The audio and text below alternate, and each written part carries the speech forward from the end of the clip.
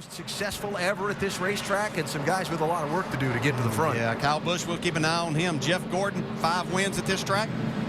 Kevin Harvick's good here too. There is Clint, and Martin Truex Jr. ran really well here back in March and then ran into some troubles. Didn't get the finish he wanted. He's also got one of our onboard cameras tonight. Our Gillette Pro Glide profile tonight focuses on Denny Hamlin. And if you look at where Denny was this time a season ago versus where he is now, you skeptical or are you a believer about him getting up in there and making this championship? I'd have to say I'm a little bit skeptical right now about this race team and Denny, the performance that I've seen. It would certainly be great for them to have a good night here. You know, a nice run, another victory would certainly change the way that they're looking at things and put them in a much better position, but they need something good to happen. I believe Jamie Little has more on Denny Hamlin. That's right. I'm going to leave it up to NASCAR Nation to decide that. But Denny Hamlin, coming off of 4 consecutive finishes or 15th or worse, he needs a good finish tonight. He slipped back to 14th in the points, and this is a guy who almost won the championship last year. Now he finds himself on the verge of missing the chase. His crew chief, Mike Ford, told me the key to tonight, don't succumb to the pressure. Dave Burns? Jamie, Tony Stewart clings to the final guaranteed chase spot. So when he clocked the slowest time of all cars here yesterday in qualifying, the team went to work. As teammates provided valuable information about what has worked this weekend at Bristol, the crew went to work on the car.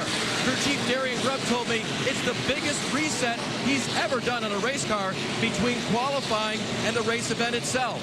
We're about to see how big their hard work pays off. Alan? Crew chief's got a lot of hard work to do tonight. The crew members that go over the wall, a lot of hard work tonight. Mark Hollywood Armstrong, our over-the-wall reporter tonight. Changing rear tires on Dave Blaney's 36 car. Tight conditions out there. Be safe, Hollywood. And a reminder that our broadcast available in Spanish by activating your SAP button. That coverage presented tonight by ESPN Deportes. They call it the world's fastest half mile. 30-degree banks in the corner, 500 laps for a driver, a grueling, demanding physical race. The grandstands going straight up from the racetrack. What an atmosphere for a start. I can tell you as a former driver, there is nothing more exciting than looking up there, seeing all this, the flash bulbs, that, the cameras that'll make those flashes as we go take the green flag. Just an incredible setting. It's the night race at Bristol. Started back in 1978 when they first put lights up at this racetrack. It's become one of the most popular events of the season, one every driver wants to win. 43 have a chance starting right now.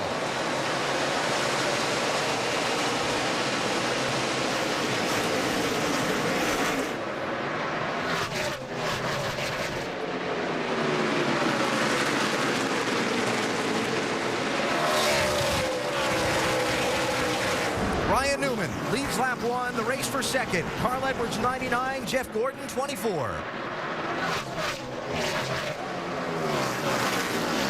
Saw a lot of give and take on the start of this race. We'll see how long that lasts. Yeah, I saw that. It looked like everybody just gave it, seemed like an extra foot on that start, and it really hasn't let everybody get sorted out. There's still some double file racing going on, though. That's Jamie McMurray in the 1. The Penske teammates, Kurt Busch, Brad Keselowski, 2 and 22, and up front, Gordon closing on Newman for the lead.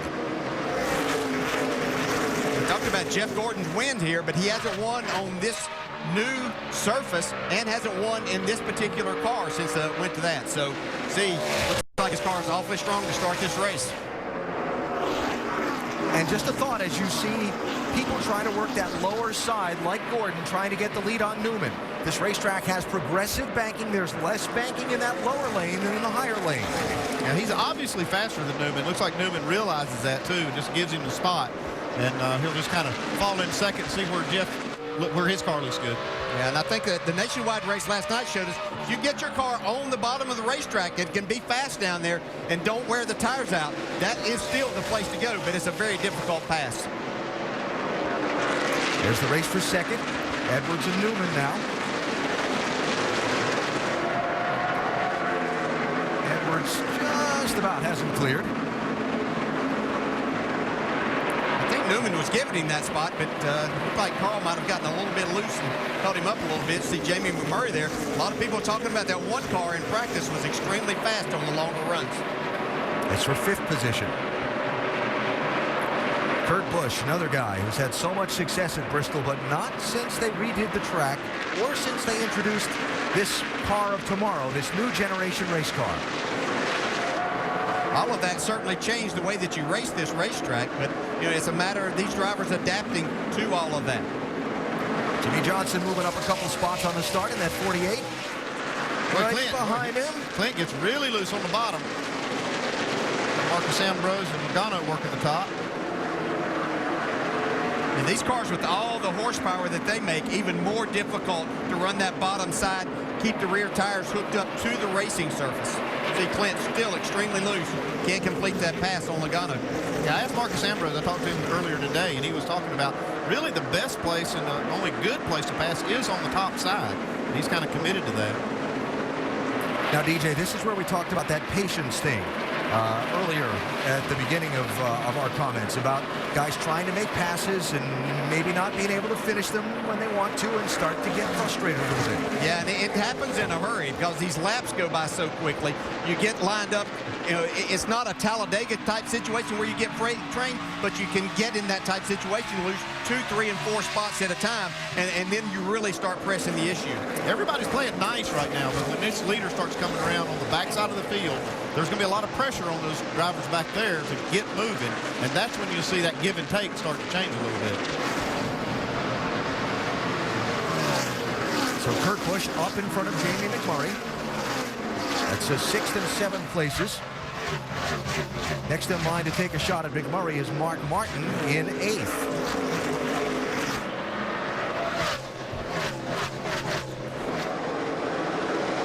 Just watching some of these guys just kind of sliding around in the opening laps.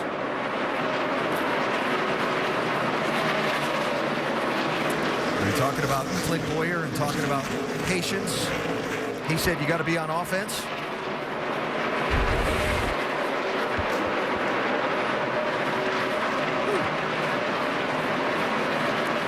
That's when that guy on the outside starts to lose his patience, too. Hey, in a hurry. Little contact in the early going here at Bristol. We're back after this message and a word from our ABC stations. NASCAR inspires what they roll into your tires. Goodyear, more driven. And down inside the bowl of the world's fastest half mile, Jeff Gordon, second leader of the race, has led 23 laps tonight, after Ryan Newman led the first 4. And you see Gordon already has caught the tail end of the field and begun putting some cars a lap down. Yeah, it doesn't take very long at the pace that he's going here. He's got some interesting cars up ahead of him, too, that he'll be looking at, but he probably needs to keep an eye on his mirror. Got a couple of guys, 99 and the 2 of Brad Keselowski coming at him pretty quick, too. Let's get an update on the 24, Dave. Alan, he's running great right now. Crew Chief Alan Gustafson told me today that they didn't quite nail it in qualifying. Remember, he started 4th. But when they give him something consistent, he makes it happen. Well, think about the beginning of this race. Jeff jumped right out there. He's got a good consistent car right now. And if Jeff Gordon is this good at the start of the race, he could really make things happen for the finish. Yeah, Jeff jumping to the lead at lap number 5. Taking the lead then from Ryan Newman, who has begun to fall back a little bit. Here's second place Carl Edwards being challenged by that guy you said was coming to the front as the caution comes out on the speedway. Something on the racetrack in turn 1 will bring out the yellow flag for the first time. Well, there's a lot of drivers with a big sigh of relief right there, needing to do some work on their race cars. So first yellow, 32 laps into the race. That's just going to catch a couple of cars a lap down. Andy Lally had been overtaken by the leader already, and Mike Skinner, Robbie Gordon, and Michael McDowell have taken their cars to the garage area in the early laps. Scott Speed is turning behind the wall right now as well. What do you think, Andy? Pit stops? Yeah, you know, you almost hate if you're the leader to see the caution come out this early. Those top 10 cars or so would like to see it to keep going, but, you know, they're probably looking at pit road here. Be an opportunity for some strategy. They'll look at it, but will they turn on to it? Well, here they come. We'll see. Looks like Gordon is. Keselowski stays out. And it's going to be a real split agenda here, Dave. Jeff just radioed just prior to that, after he was told to stay out, that they were going to come down pit road. Loose race car on throttle right now for the 24. Jamie? And Carl Edwards was going to stay out, but as soon as Jeff darted down, he came out too. Track bar down, says he's a little bit loose off, and it's tossing the rear around. Going to fill it up with Sunoco fuel as the rest of the field works their way around to the backside.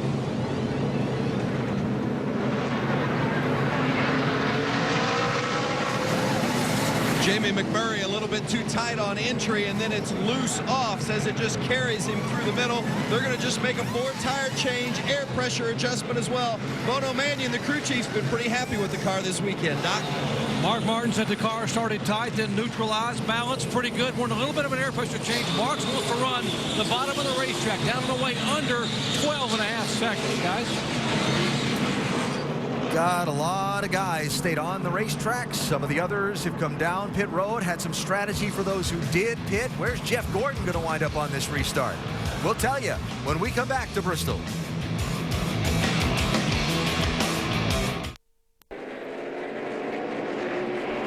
Back at Bristol, doubled up for the restart as the NASCAR Sprint Cup Series runs the Irwin Tools night race. Brad Keselowski, the new leader, did not pit. All the guys you see back through 10th place David Ruderman did not pit. Kurt Busch in the 22 in 11th place, the first guy off pit road, that yellow and red car inside row. He just got 2 tires. Jeff Gordon let him down pit road. He's 14th.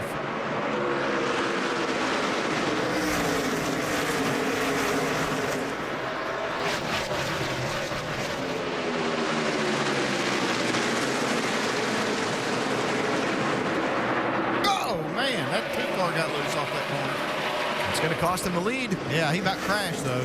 They got together a little bit as they exited turn 4. And we saw tires not make a huge difference towards the end of that race last night, but you got to make sure that you get them really cleaned off and ready to go on these restarts if you're going to stay out.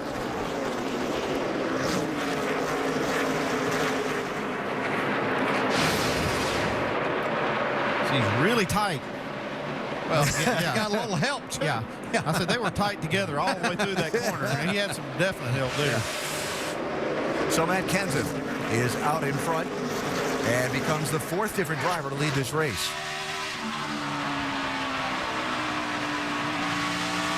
Guys who didn't stop: Kenseth, Keselowski, Johnson, Newman, Smith, Biffle, Truex, Harvick, Kyle Busch, David Ruderman. Vince, how about the leader? Well, they discussed stopping during that first yellow, but just didn't make the decision in time. So they said, we'll stay out. Really tight at the start of the run for Kenseth, and then it got mean loose. And they're also keeping an eye on those brake rotors. Mike, you didn't see that rotor was going or anything, did you? I did. That's why I told you to be easy on the brakes. Must have some kind of problem then still, so I'm hardly using them. If you see that, let me know again, and I'll try to make sure my foot's all the way off of it. It's got to be almost something now, right, because I'm hardly using them. They had a good run here in March, finished 4th, but crew chief Jimmy Fennick said they were a little too free in March, and they've been fighting that all weekend here. We'll see how it goes tonight. Oh, big jam there. Look at this off turn 4. Yeah, Martin Truex is really, really struggling. 16 got into him. Greg Biffle off of turn 2 last time really stacked this group up, but it looks like he's got an extremely loose car. May have a tire going down. And this is a mix of guys with the fresher tires charging from behind these guys who are trying to hold on. One thing we saw last night, though, is the tires don't make a lot of difference, especially when you've only got 30 laps or so. Here's 2nd place, Jimmy Johnson. Got it rolling. But not yet. You just see the run off of that high side. It's obviously a little longer way around. You can get back to the throttle and drive and carry a lot of speed. Make the straightaway just a little bit longer. I watched Jimmy in that first part of that run before the caution came out. He had one of the best looking cars on the bottom of the racetrack, getting a good bite up off the corner. Looks like it's working for him. So Jimmy up to 2nd. And up in the high group now that I'm talking about running the bottom. Yeah. Hate it when that happens, huh? Talking about Martin Truex Jr. kind of getting knocked around and barely hanging on. Yeah, you can see coming off of turn 2, misjudged that a little, got into Biffle, and then Got a little tap from behind himself from Kevin Harvick, and that stacked everybody up right behind them.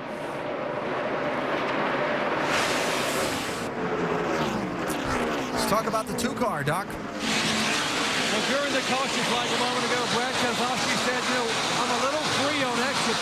Crew Chief Paul Wolf said, how free? Well, we're about to find out on the restart, as you saw him get sideways and lose the lead. And now Brad's tone has gotten more serious. He said the car is really getting free. I'm wondering if we have a left rear tire or a left side tire going down. Brad losing ground and concerned about maybe a tire with a slow leak on the left side.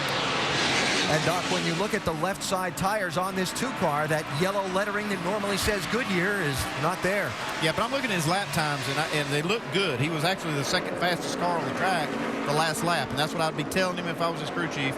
Just trying to reassure him, hey, you're running good lap times. I don't believe you've got a flat tire. Might not have a flat tire, but you can see those hands working in there. He does have a loose race car.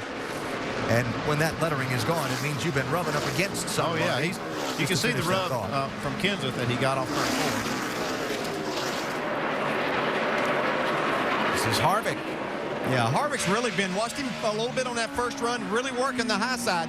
When he runs up on somebody that does have that high side covered, he has a little bit of a problem, like most of these guys, making that pass on the inside, but moving forward. One of the guys that did not pit under the caution to get some track position. The first 2 guys off pit road, 22, Kurt Busch, 99, Carl Edwards, trying to pick their way back toward the front as we've hit the 54-lap mark. Here at Bristol, Matt Kenseth leads the Irwin Tools Night Race. Unites. Matt Kenseth leading and in lap traffic at the Bristol Motor Speedway, 62 laps into the 500-lap event tonight. A look at who's in contention to race for the big money in the Sprint Summer Showdown presented by the HTC Evo 3D. That's next week at Atlanta Motor Speedway. Kyle Busch is the fans' vote, their favorite to win the race. Why not, with all the victories he's gotten here at Bristol. But Matt Kenseth currently leads, trying to join the group that includes Paul Menard, Brad Keselowski, Marcos Ambrose, and Kyle Busch. Driver wins one of these build-up races and then wins the Atlanta race next week. The driver, their charity, and a fan win $1 million apiece. Check it out at sprint.com/speed. It's going to be fun in Atlanta next Sunday. Oh, that's going to be very, very interesting. Especially if we get another winner here tonight that has a good track record at Atlanta. Kyle running right behind Kevin Harvick, who you ride on board with now, and Jeff Gordon. Here's the guy that was leading till the pit stops. And you talk about the importance of track position. Now Gordon's back there in 8th place. Yeah, he's started to make a little headway now that we've run a number of laps under green here, though, so things have gotten spread out a little bit, and he can pass these cars one by one instead of having a whole group of them right there. Makes it a little easier as a driver. It's more fun when they have to pass them 3 by 3, like, say, Matt Kenseth is here. Yeah, that's the thing. With Matt running into all this lap traffic, he's not going anywhere, so Gordon will be able to kind of run up back to the leaders. And you can see in that shot, Tony Stewart. 14 car. That's not good. We heard it reported that they took a lot of stuff from Hendrick Motorsports, his own teammate, but I understand that a lot of the setup that they took was from this 48 car right here, who's just getting passed for that second spot. Kyle Busch trying to move toward the front in the 18 car. I didn't watch him practice here on Friday. I didn't see that sparkle out of the 18 car that you normally think of with Kyle Busch at this racetrack. Now, I'm not ruling him out by any stretch. Don't make that mistake, because last night he won that nationwide race without a winning car. I mean, he really drove a great race, and he knows his track probably better than most. Started 23rd. He's up to 10th right now. And one of the cars that did not pit on that caution. How about the 18, Jamie? Well, you're right, Alan. These cars, the JGR cars, were struggling in practice. I talked to Dave Rogers this morning, crew chief for Kyle Busch. He told me the scary thing about tonight, they never had a chance to do a long run in practice. They were so focused on getting this car to turn better. Now, so far tonight, Kyle says the car ain't great, but it's all right. Dave. Jamie, Kevin Harvick's running in 9th position. He stayed out on that last pit stop. They considered pitting, but Gil Martin told me this morning one thing he doesn't want to do is pit and put on 2 tires. He said, I'd rather stay out, keep our track position when we can, and when he does pit, put 4 tires on it. Right now the car arm has been both sideways and tight, but Kevin's been manhandling it pretty well and making up spots. Kevin right now, you see, running in the 9th position. And speaking of manhandling, Kyle Busch, you see his hands swapping around inside that car a couple laps ago? These drivers are working here. This tire's probably a little hard, and the things they're having to do to make the car do what they want is freeing it up quite a bit. So they're having to really work the steering wheel through the corners. So you saw Brad Keselowski get 2nd place back from Jimmy Johnson a little while ago. He's a 2.5 seconds behind Matt Kenseth, who continues to try and pick his way through some of the lap traffic at the tail end of the field. He has caught cars including Tony Stewart and Clint Boyer and David Gilliland and David Stremme, and is about to put Casey Mears a lap down right there.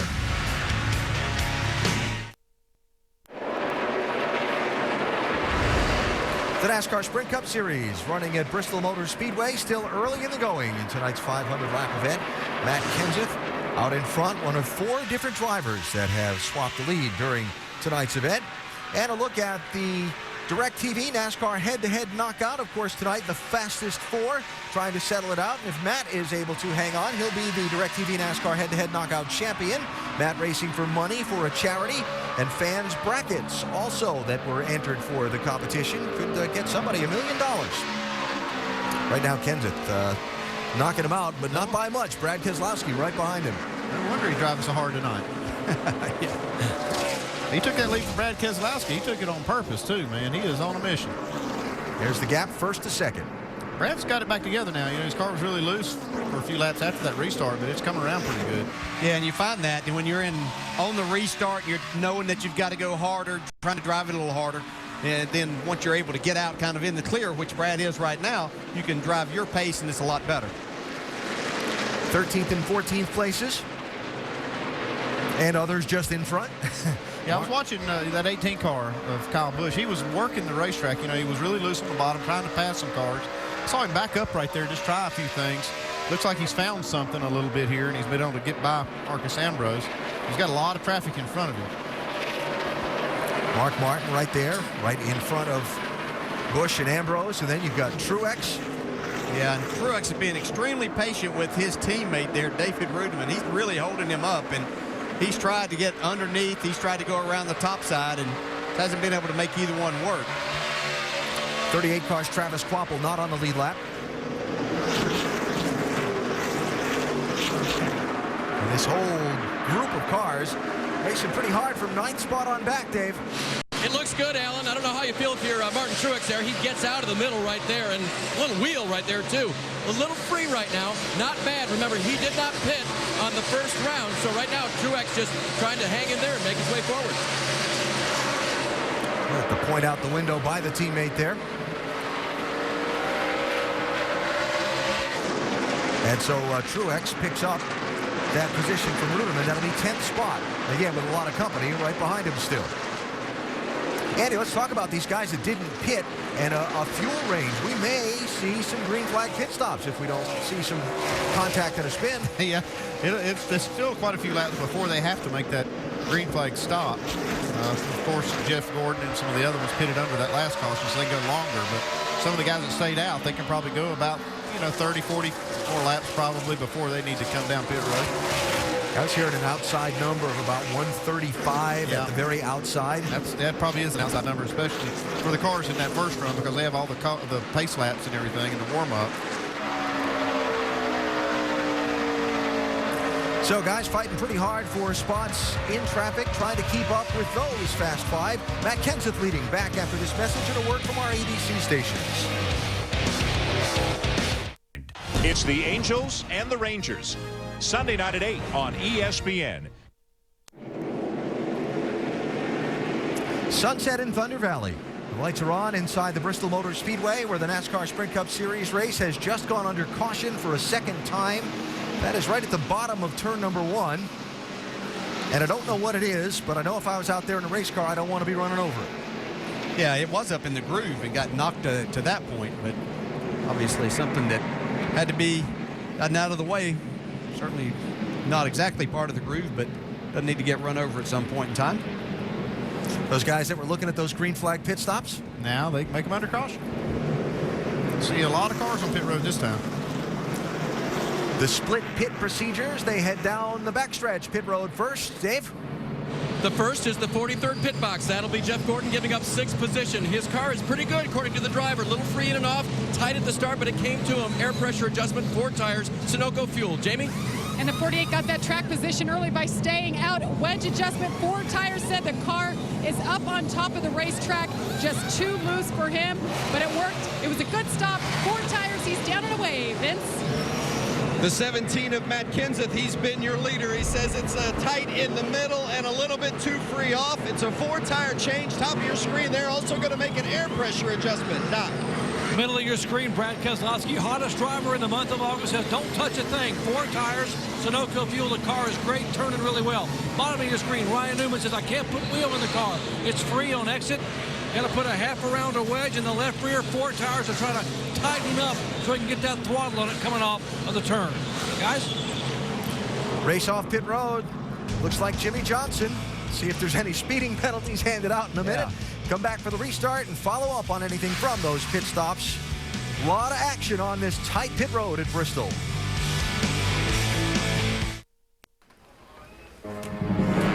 Bristol Motor Speedway, the world's fastest half mile, and so far tonight the action has been fast and furious. A couple of cautions, a couple of adjustments made on pit road.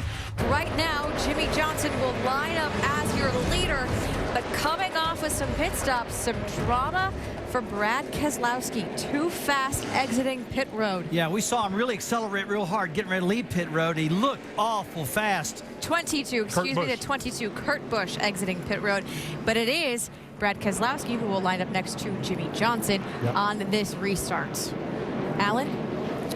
So Kurt Busch, 7th at the caution flag, Nicole. Came off the pit lane, 5th. He's going to restart, 27th. Ouch. Johnson and Keselowski for the green flag.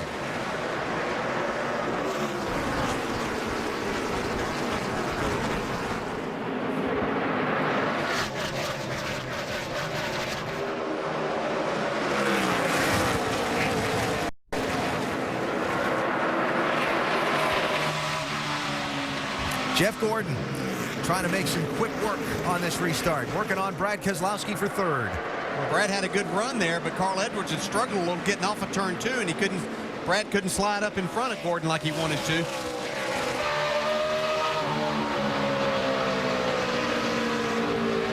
To get a really good through the middle, you can see that 2-car working. It's a good run off the corner. Now he gets up top. So he's going to go right by Carl. Carl's really struggling here. He just can't seem to get in the throttle right there in the center of the corner where you need to be going hard. Dale, I had a couple of guys when I was walking through the pit area this morning talk to me about how with all the rubber, I mean, this racetrack is a white concrete, and as the cars run on it over the weekend, it works rubber into it. You see the darker color.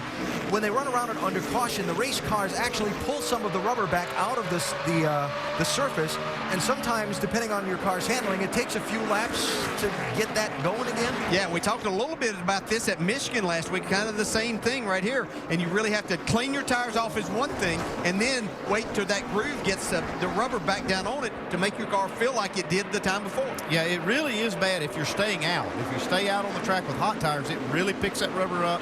But when you come out on stickers and cold tires, it's not quite as bad, but the track takes just a little bit of time to get going. But if you're out there on hot tires, it'll definitely pick it up, and you can see it in this white track. You really see it pick the rubber up, and then the track cleans itself up. 3 races to the field determination for the chase for the championship. We talked earlier about Tony Stewart and Clint Boyer, 2 of the bubble guys, getting a lap down early in this race. Denny Hamlin making his way forward, a guy who's had a few bad weeks and needs a good result. Well, they sure do need a good result, and this hasn't been, we talk about how good Denny is on the short tracks. This hasn't been one of his best tracks, but this is a time that you just kind of got to pull yourself up and say, you're going to help wheel that car into a good finishing position. But he's under a lot of pressure right now. I mean, it's a ton of pressure on that team to perform and get in this chase. Carl Edwards and Matt Kenseth as Kenseth goes to 4th. And Edwards back to 5th. What are they saying about that 99, Jamie? Well, I talked to his crew chief, Bob Osborne, this morning about Carl. He was fastest in both practice sessions, and he just barely missed getting the pole. But Bob told me the thing they were worried about, Alan, is exactly what you said. The rubber being laid on the track. He didn't know how, as you see the 24 trying to duck inside the 2, didn't know how that would impact their race car. Well, it is making Carl very loose, and that is why he's struggling tonight. Vince? The 16 of Greg Biffle has a flat tire, so he has to come in. Coming in under green, they're going to go ahead and make the 4-tire change. Bad break for Biffle. I'll say he was 20th. We'll see how many laps he ends up down because of that pit stop under the green flag.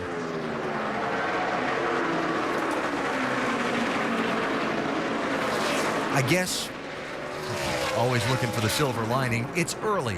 Got time to get some free passes, things like that, and try and get back on the lead lap. Yeah, it's tough here, though, because there'll be a lot of cars that are trying to get those free passes.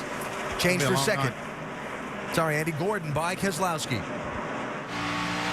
Gotta like the look of that 24 car. Well, it does look good. It does look good tonight. Anytime he's been vulnerable is when he was back in traffic, when he made that pit stop, a lot of cars stayed out. Yeah, and even then, he was one of the few that we've seen be able to make that pass on the inside. So he's able to carry good speed through the center and get a good enough bite off the corner to complete the pass. Didn't mention David Starr got the free pass at that last caution.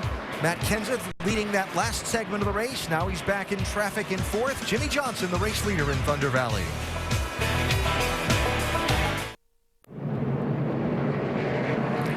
Caution out, 3rd time tonight here at Bristol. Travis Quapple's car with smoke coming from it. It had smoke coming from it on the racetrack when he pulled to the bottom lane and has gone behind the wall. Caution giving Mike Bliss in the 51 car, the Aaron's Lucky Dog free pass. First driver a lap down. Mike back on the lead lap. He's in 30th place. We're back for the restart after this message and a word from our ABC stations. Motor Speedway in the NASCAR Sprint Cup Series on the world's fastest half mile. Kind of been a fast and furious race so far. Already got 133 laps in the books. And we are working the 3rd caution after Travis Quapple went up in smoke. Talking about cars picking up rubber under the caution. Check this out. Yeah, you can see right here, these hot tires, all the cars stayed out, picked up all of the rubber that was in the groove. This is where the cars have been running under caution. You can see it cleaned the track completely off.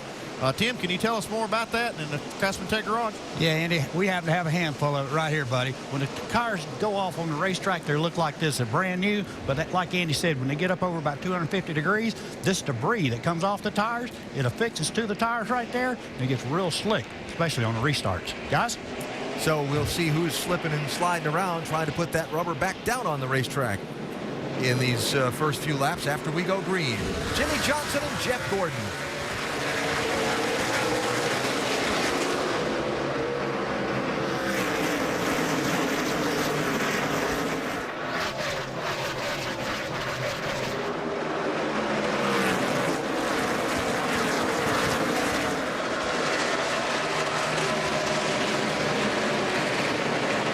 Clear through that lap.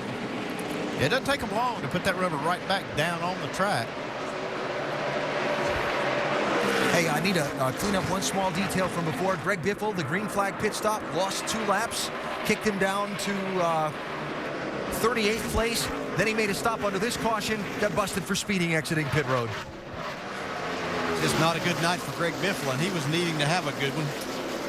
Trying to stay up there in the points far enough in case he could get a victory in these last couple of races. Trying to make his way into that chase for the NASCAR Sprint Cup. Brad Keselowski, Ryan Newman, 4th place. Kyle Busch lurking right there. Yeah, I've been watching Kyle Busch. His car didn't look all that good. Looks like they made some adjustments on the marks, though. Just kind of what we've been talking about. The same thing he did at Michigan last week. Kind of let the race come to him. Picked off a couple of cars here and there. His pit crew did a great job. Now he's got himself up there battling for a top 5 spot.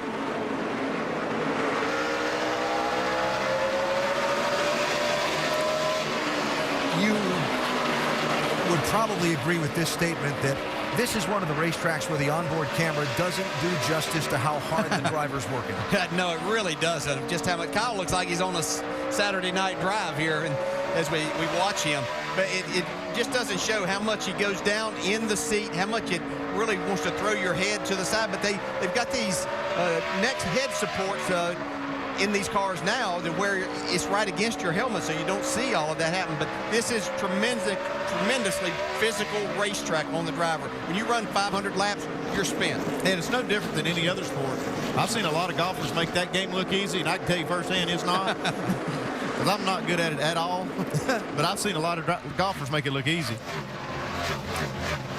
See, the front guys have gotten single file. Jeff Burton was one of the guys that made a pit stop on that last caution, 31 car, and he is trying to use those fresher tires to make up some ground. He's in 16th right now. You see Kurt Busch down there on the inside, who got busted for speeding the time before, so it allowed him to get caught up and try to make up some ground too. Guys who pitted on that last caution: Montoya, David Starr, Logano, Burton, Bobby Labonte, Kurt Busch, Casey Kane, the Casey Mears, Greg Biffle, Terry Labonte, Clint Boyer, David Stremme, and Andy Lally. Talk about that speeding penalty. Kurt Busch trying to make up some ground, Dave. Alan, just wanted you to know they were one of the cars that pitted under this last caution. Reason being, they made adjustments last time, but the car was still going in the wrong direction. Won't turn in the middle of the corner. When it exits the corner, it wants to snap loose. So they made another adjustment and 4 fresh tires for Kurt. All right, Dave, and there he sits trying to pick his way forward, 17th position, and finding out whether that adjustment was in the right direction or not. There's a little group of cars here. Junior, 88, David Reagan, Kevin Harvick, all in the mix there. While Jimmy Johnson leads Jeff Gordon and Matt Kenseth at the front of the Irwin Tools Night Race at Bristol Motor Speedway.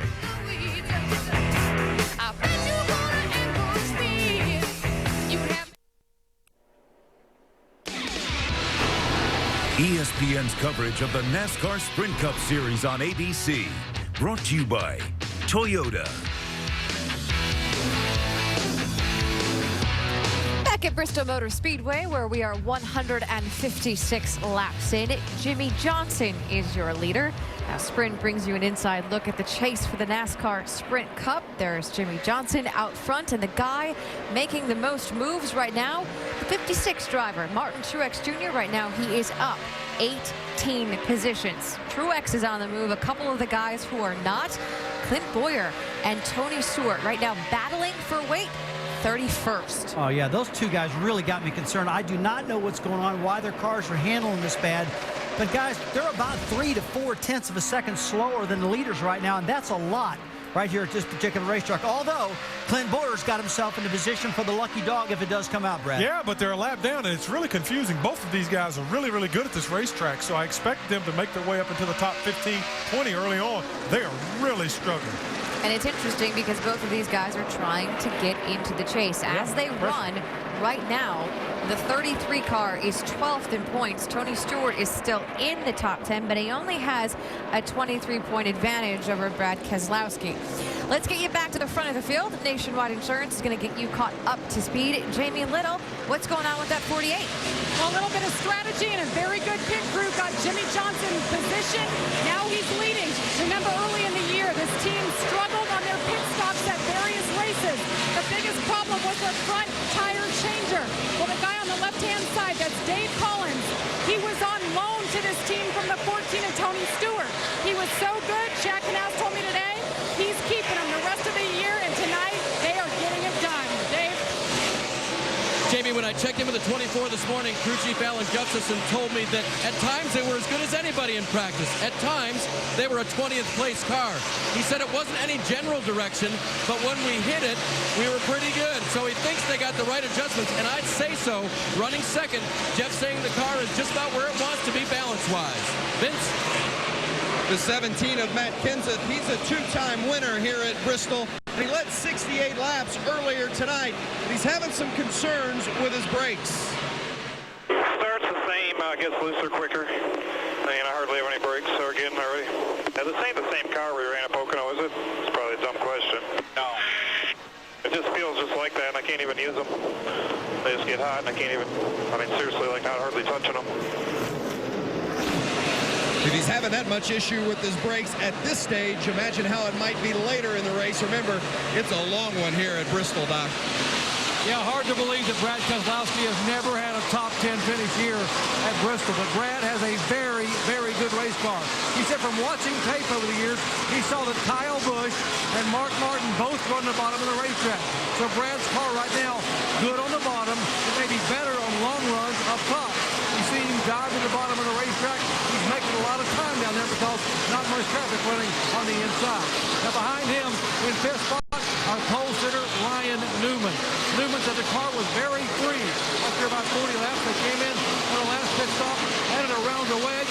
The car is better. He can use the steering wheel, but still just a tick free trying to get off the corner. Jamie. Now Kyle Busch is running 6th right now. He started 23rd. He had a meeting this morning with his crew chief and told him what he learned last night in the Nationwide Series.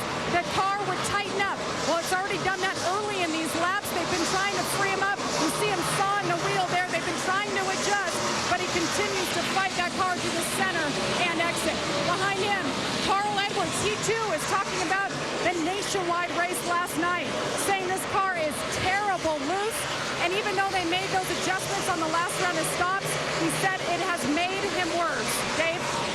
Jamie, Martin Truex might be smiling in that blue and yellow 56 right now. He started 27th on the day. They stayed out during the first caution period, has only been on pit road one time for 4 tires and minor adjustments, and he's challenging the 99 now. Vince? You talk about a little guy running up with the big boys. How about Regan Smith? Been in the top 10 all night long after starting 12th. Remember, he won at Darlington, finished 3rd at Indianapolis, having another good run tonight, but they're telling him as well, manage the brakes. They're starting to glow on the 78. Doc? And behind him in 10th spot, road racing ace and Watkins Glen winner Marcos Ambrose in the 9 car. You wonder why Marcos, who came from a road racing background, is so good on the concrete. He says, it's because I'm able to move the car around and find some grip. Well, he's found some grip now, hanging on to a top 10 spot, hoping maybe for a top 5. Remember, he finished 3rd here in the August race back in 09. Nicole? A couple of interesting names there as Nationwide Insurance gets us up to speed. 29 cars on the lead lap, but that right there, Jimmie Johnson, the 5-time Sprint Cup Series champion, is your leader here at Bristol.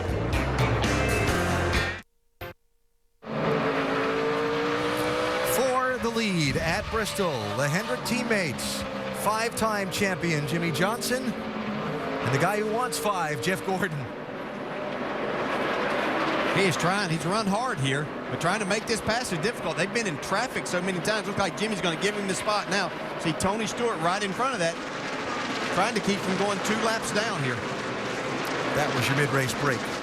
Right, if you're Jimmie Johnson, you just gave Jeff Gordon a break for that pass for the lead. Later in the race, that wouldn't quite be. No, that'd be a lot different here. Get about 200 laps. Trying to put Tony Stewart another lap down. Watch Jeff in the lap car of Andy Lally here. Bristol. Little tire smoke, little rub. Yeah, a little close no racing. problem. Hey, when you're running fast with these cars on this track, as they obviously are, you just have to have all of the racetrack, and you're not even totally under control sometimes going down the straightaway once you think you've got it aimed perfectly. Matt Kenseth taking 2nd place from Jimmie Johnson, seeing Tony Stewart get another lap down. Let's follow up on this 14 story, Dave. And the story remains the same as it was in qualifying. A loose race car. You see Gordon getting by there. And guys, they've been talking about this race car here at this track loosening as the runs go on. That's a trend they didn't see a few years ago. So it's a worrisome thing if you've got a loose race car now, because it just seems to get worse, and that's what's happening for Tony. That makes for a long, long night here at Bristol. You can't really maintain these lap times. You're just kind of almost in the way. You see Tony just trying to get out of the way of these leaders. And it's really his prospects of getting these laps back not very good. So 33rd place for Tony Stewart at the moment at Bristol. This is not one of his better racetracks statistically for Tony, but you don't expect to see this. No, absolutely not. Jimmie Johnson there going by Stewart. Jamie? Well, the first lap of this race, he said he was loose up off the racetrack. They fixed him up, and this is what he said on the radio. Tight thing, center rolling.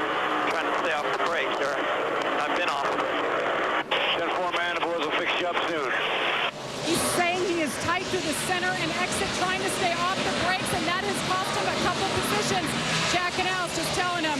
fix you up. Just be patient and pump the brakes. Yeah, that's one thing, though. Those brakes getting hot can really hurt your car through the center of the corner. And that's what they're trying to work on.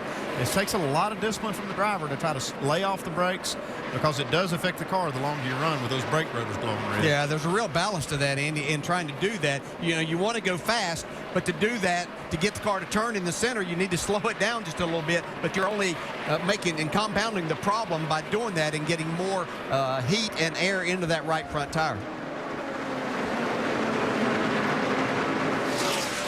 So Jeff Gordon back out in front here at Bristol tonight. He hasn't won yet on the new configuration. Bristol Motor Speedway. Gordon looking for a victory tonight. And watch him run around the world's fastest half mile from our aerial coverage provided by Goodyear. Everything Goodyear's learned, making tires for the proving grounds of NASCAR, inspires what they roll into yours. Goodyear, more driven.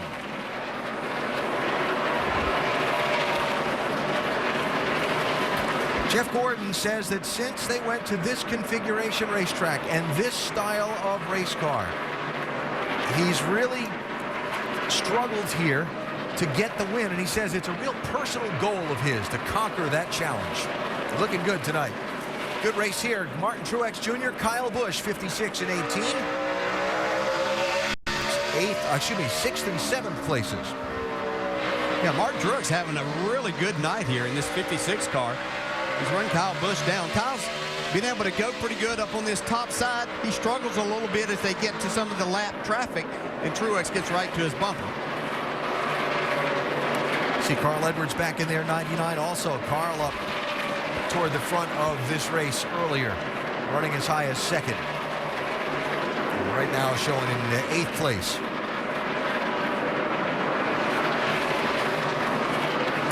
One car of Jamie McMurray running 9th. Greg Biffle going down another lap.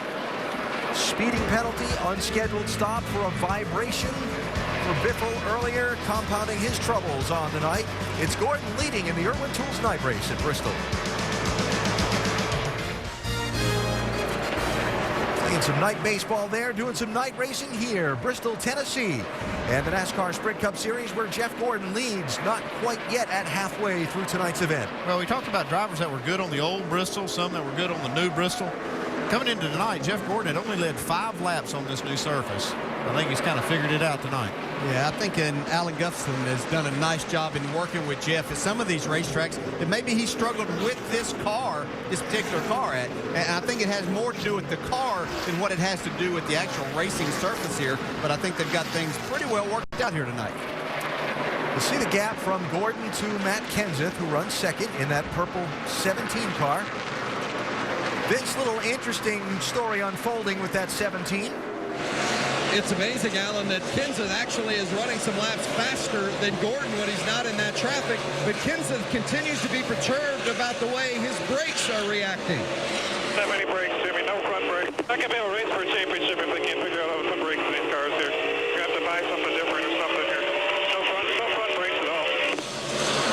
Let's go to the Craftsman Tech Garage. Hey, Brewer, what are they doing with those brakes in the 17? Hey, the reason these guys need a lot of brakes, they've got 200 more horsepower than the Nationwide cars. But you have a choice. You can run a 6-piston caliper, which gives you a phenomenal amount of brakes on the front of the car. Or these guys sometimes use the intermediate setup where it's a 4-piston caliper. But if you don't have good front brakes, that's how you stop a car. That's the reason the nose goes down. And if you're trying to stop it with a lot of rear brake, the car's going to get really loose, and Matt's going to have his hand full here the rest of the night. Guys? Yeah, and Timmy's got a long way to go if he's struggling with the brakes. Yeah, he's running second right now. He got 287 laps to go in this race. Yeah, and you just have to back off and discipline yourself. Let the car roll just a little bit more, and obviously getting your car to handle better will help that. Now, granted, he's running second. A lot of people behind him, but he's going pretty good. Always on the pit box, I would be watching those rotors all night long here and really telling my driver to really be careful with that brake pedal, because you don't feel like you're using a lot of brakes, but you're going so fast. You are using more than you think, and it does aggravate the chassis. You can see right from that shot that Jeff Gordon's brakes are glowing a little bit, and he's leading the race. Yeah, and part of it is this particular car again, and I'm not down on this car, but because of the way it's designed and the way that you have to drive it and things you have to do with it, it requires a little more brake action, and so that's why the drivers have to be extremely careful. Jeff Gordon over 2,500 laps led here in Bristol in his career with the laps that he's led tonight. Puts him in 5th place on the all-time list of laps led at this track. How about these names to be up on that list with? Yarborough, Earnhardt, Wallace, and Waltrip. Pretty good group right there, I'd say. Russell, you know what it's like to lead a lot of laps around here?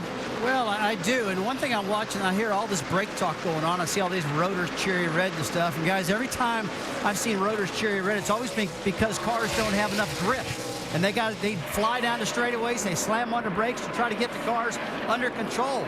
Now look, this tire that Goodyear's brought, it's a really good tire, but it's real evident that it's pretty hard because I'm looking at all these lap times, and all these lap times are so close from the top all the way to the bottom. It's incredible. So that's a lack of grip. These guys are flying down the straightaways, getting all of these brakes to slow these things down because they won't stick good to the track. And DJ, you know as well as I do, if you can fly down the corner, roll off the brake, and just coast in there, roll out the throttle, and coast in, you won't use much brakes. But that's not what's going on tonight.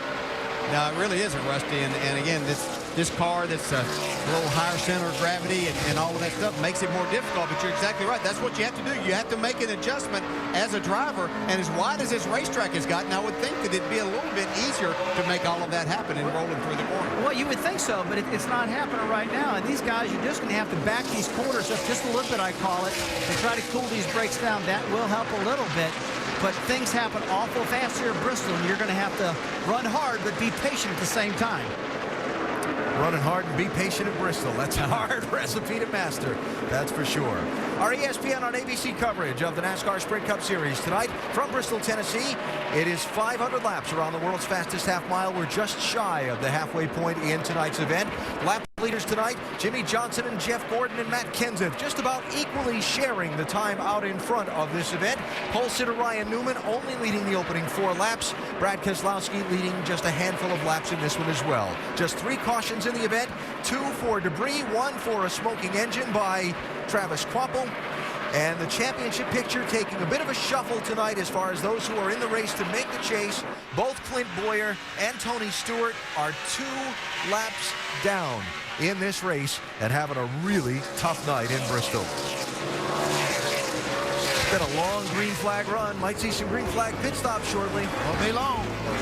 We'll come back to cover them. It's Gordon leading in the night race at Bristol.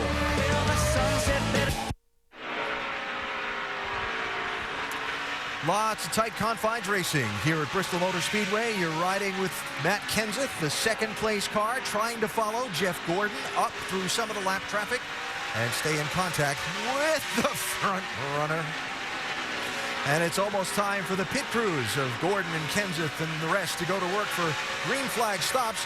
The AT&T Fastest Pit Crew of the Year award determined by the winner of each race, the fastest pit time, and your vote. Be sure to text the car number of your favorite to 234-567 for your pit crew choice.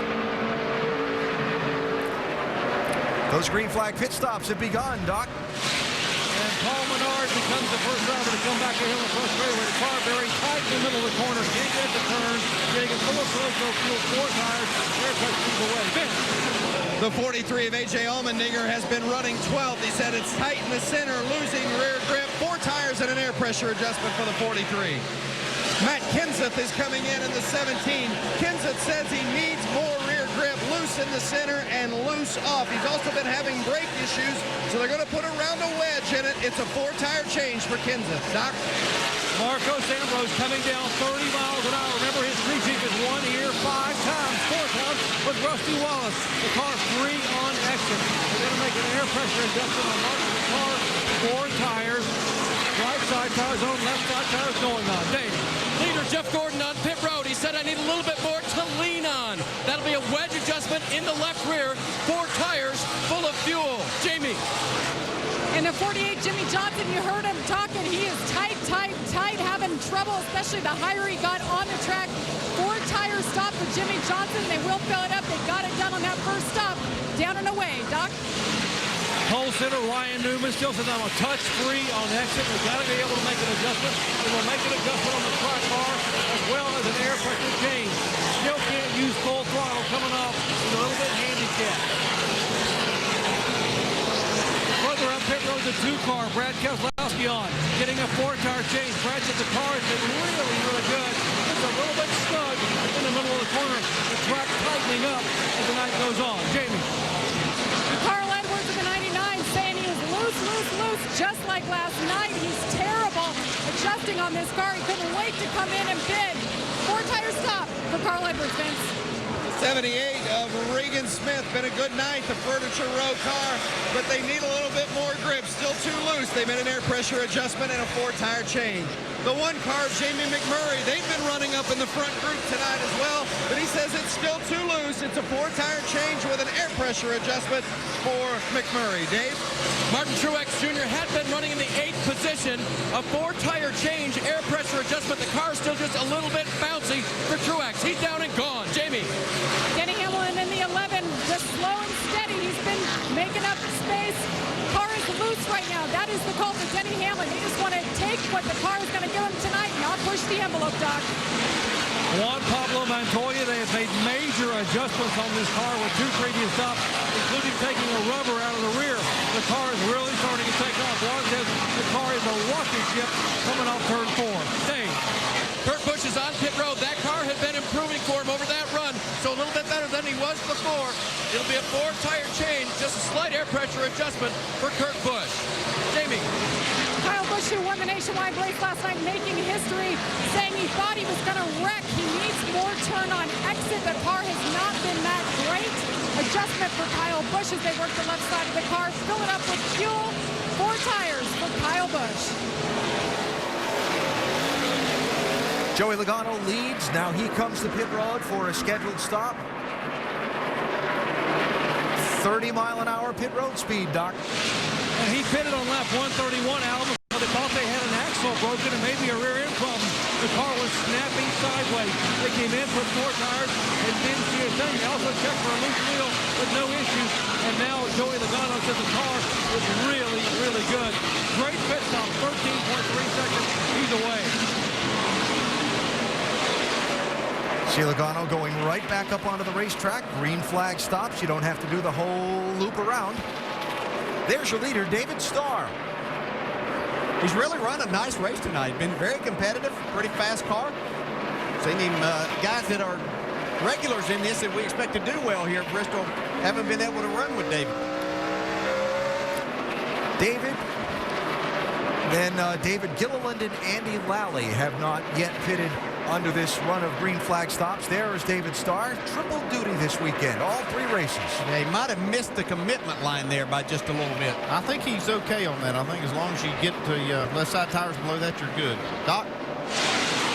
The NASCAR Camping World Truck Series veteran out of Texas, excited about coming to Bristol and running a nationwide race last night and running tough tonight. Right side of your screen is the 17 car, Kansas, our leader. Left side, the car that was leading, David Starr. Very, very deliberate, a lengthy pit stop. Remember, this is not a cruise that some of the other guys have this full time. Down off the jack, and he was away. Matt Kenseth was 0.8 of a second behind Jeff Gordon when the cycle of pit stops have begun. Now he's out in front of Gordon by 1.1 seconds. Kenseth is the leader. We're back to Bristol after this message and a word from our ABC stations. Just past halfway in the Irwin Tools night race for the NASCAR Sprint Cup Series at Bristol. Make sure to go to NASCAR.com for all your latest NASCAR information. There is the fight for the lead in lap traffic. 17, Matt Kenseth. 24, Jeff Gordon. They have just put Kevin Harvick in the 29, 2 laps down.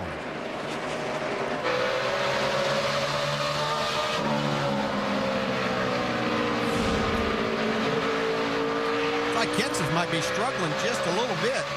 Gordon was a second back whenever we went to commercial there, and he's been able to run him down. Try to take the lead here. Yeah, don't worry about 14. Tell me about the 17. I just don't want you to run over this guy. You're not going to have to worry about us running over anybody. It's going to take a while for this baby to come in. I'm plowing the entry real bad right now. Yeah, it looks like it took about 3 laps. That's a while for him. Yeah, it's there now.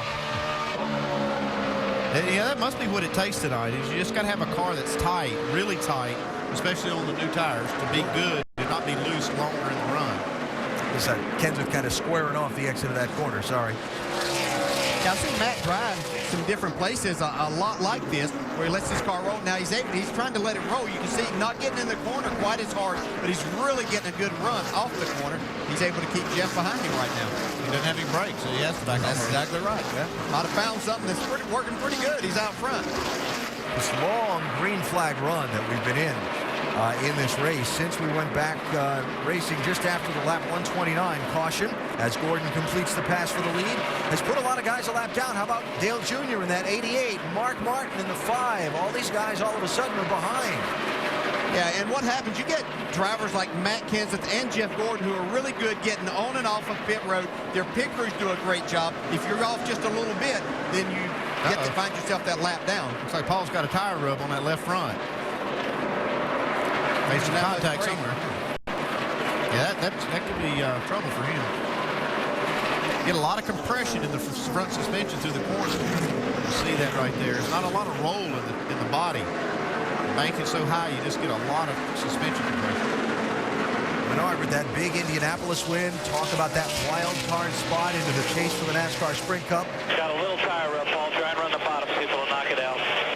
But you got to be inside the top 20 in points to be able to be eligible for that wild card. And if Menard has to go to pit road here. Yeah, he's trying to, what he's saying is, Trucci's saying, run the bottom, try to knock it out. If you can really hit a good bump, that tire pushes that fender out, then it quits rubbing. That's a good thing. But, you know, the way this, if it keeps rubbing like this, he's going to have a problem. Yeah. His idea of a little tire rubbing mine are a little bit different. Yeah. I think that's pretty severe there myself. Strong. By the way, that continuing a tough night for Menard. He was running 9th when he got a speeding penalty earlier in the race, and they lost all their track position. Finally, Martin Truex gets by Kyle Busch. That entire last run, he followed Kyle up through as they made their way towards the front, but Truex showed a lot of patience, and now with this set of tires after this pit stop was able to get by. That's 8th place that Truex just took from Kyle. Truex having a really good night, and his car's handling well. He's run a good race so far. 56 cars started back in 27th place. And again, he just is moved up into the number 8 position at this point. Their problem's been finishing the job. That's it. That's the whole key. Yeah. Yeah, they've been in this position a number of times, just over halfway with a pretty good run going. Now let's see if in these last 225 they can make things go pretty good and finish this off and get a nice top 10 or maybe top 5 run. Now watching the camera on board this car, what do you make of this? Well, he's dealing with something with his right arm, maybe going to sleep in the corner. So you get a lot of that side force, a lot of G-forces here working against your body. You get that, your hand will actually go to sleep some, like gripping the steering wheel. It looks like Martin is more of a right-handed on the steering wheel. And Andy, you were telling me after running the modified that this track's gotten a little bit rougher, and with all that bouncing, it'll literally put your arm to sleep a little bit. So he's just trying to shake that out of there and get the feel back that he needs. So again, Truex up 19 spots from where he started to where he runs now, inside the top 10. He's still doing it every lap. And he's got a long way to go in this race. Tuesdays this fall, Tim Allen returns to ABC in a new comedy about a man's man living in a house full of women. Tim Allen's Last Man Standing series premiere Tuesday, October 11th, 8 Eastern, 7 Central on ABC.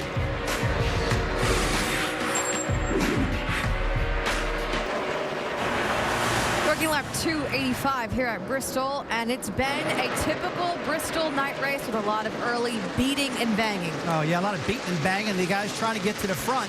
And these cars are just not handling good, but the guy's really having a tough time. Tony Stewart right there, Brad. I mean, this guy has struggled horribly. He's 33rd right now. Has stayed around 31 to 33 all night long. It's 3 laps down. Matt Kenseth spent a lot of time out front. One of the main lap leaders had trouble on the pits early on, also struggling with his brakes. That said, right now, Kenseth is second on the track. May have found a secret there, not getting on those brakes as hard, back in the corner, just letting that car roll, and he is staying quick. Jeff Gordon is your leader. He's led 107 laps tonight. Been out front for a while. His teammate, the 48, Jimmy Johnson, is running third. Another strong night for them at this track. Jamie, what's going on with them? Well, before the pit stop, he said he was tight. The adjustments have helped. He said the center is better. Jack Canals telling his driver, run up higher. Just try it. See if it's any better. So the car getting better as the night goes on for Jimmy Johnson. Nicole? Championship form? He's in championship form right now. I mean, he is all these other drivers' worst nightmare right now. This guy has got it going on. We talk about him all the time. He's a second half of the year driver. The car keeps getting better and better. An 05-time champ right now. Brad is looking fantastic. And they made the addition to their crew on pit road. Yep. Excellent pit stops tonight. Championship. The other side of the story, Jimmy Johnson runs in third. Then there is Kevin Harvick. Kevin Harvick is back a couple of laps down. He's in 25th. Dave? And Nicole, if you ask Kevin about their championship stand right now, he might say something like he said over the radio a few laps ago. Tell you what, I don't know what we got going on, but we have got to get it figured out. It's clear. Run good 4 months. Been doing the same every week. Tonight, the car has been mostly loose, mostly hard to handle. Remember last week, a bad pit stop on their first round of pit stops set the tone for the day at Michigan. They actually let go their crew chief coach this week, replaced him, trying to find something, but so far, it hasn't worked for this 29 team. And as they run right now, Kevin Harvick has fallen 3 spots in the points. Not good at all. Richard Childress Racing, he's the best right now. Harvick, the guy that's just absolutely terrible right now. Clint Boyer, 37th, 4 laps down. Don't know what's going on there. It's got to be within the Childress cars because we all know Kevin Harvick is awesome at this racetrack. He is really struggling tonight. All 3 cars are. Those are the guys who are struggling. Up front is a guy who's been to victory lane 5 times here at Bristol Motor Speedway. We're talking about Jeff Gordon. Will he get number 6 tonight? We'll find out in 205 laps. Ever slip? Oh, and more. And Denny Hamlin's involved. All right, just stay down, Dave. You're leaking. Back at Bristol, caution is out. David Runeman turned around in turn number 3. A couple of other guys spun behind him, including Denny Hamlin, but they've driven away. There's Paul Menard, one of those who wasn't able to drive away.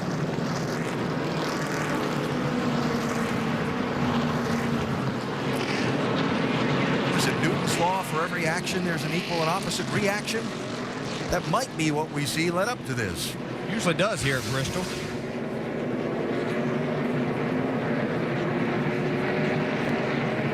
It's been so hard for these guys to pass. So that was an action. And is this the reaction? I think so, right here. Well, oh, Now yeah, he gets there it it done. is. Took him a couple to get it done. We'll see the 11 and the 27 as they tried to slow down come in. Well, didn't quite get them, but that's as they were trying to slow down. Got together. As you can see from behind that 00 car, there's a lot of liquid that has come out from that machine and is spread around the bottom of the racetrack. And this cleanup's going to take a couple of minutes. Good news for fans of the sport's most popular driver. That caution gives Junior the Aaron's Lucky Dog free pass. Puts him back on the lead lap. First car lap down, running in 16th position. Junior back in the hunt. By the way, the gold color on that car, part of celebrating this racetrack's 50th anniversary. And Junior with so many great memories here at this racetrack. Of course, his dad winning here so many times. Yeah, he's actually run pretty decent tonight. They just got behind on that pit stop under the green flag and got him a lap down.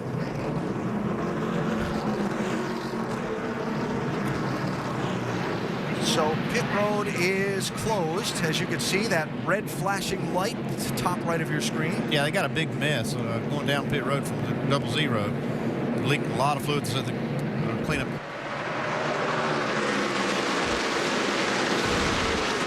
We have gone green, presented by American Ethanol. Jamie McMurray trying to get a piece of this race for the lead, and getting a piece of him is Jeff Gordon in turn 3. Didn't slow him down, though.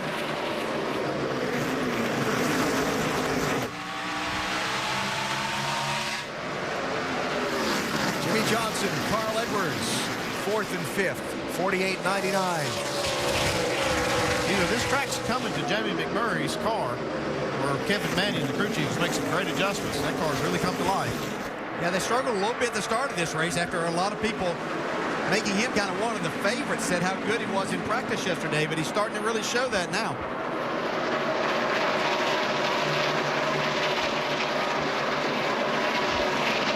Looking at some of the action back in the pack, let me just tidy up a couple of quick details. I mentioned Dale Jr. got the free pass back around on the lead lap. 11 cars took the wave around under this caution, but only one of them got back on the lead lap by doing it. That was Mark Martin in the 5 car. So he has not pitted, and he's shorter on fuel than everybody else. He's gambling on a quick caution.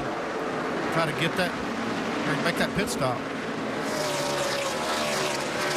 And one final detail, Kurt Busch speeding, exiting pit road. Again? Again, 12th to 17th on that one. After this race is over, he needs to go talk to Matt Kenseth and see how he's doing it, because he's making a lot of time on pit road. Hate it for Kurt.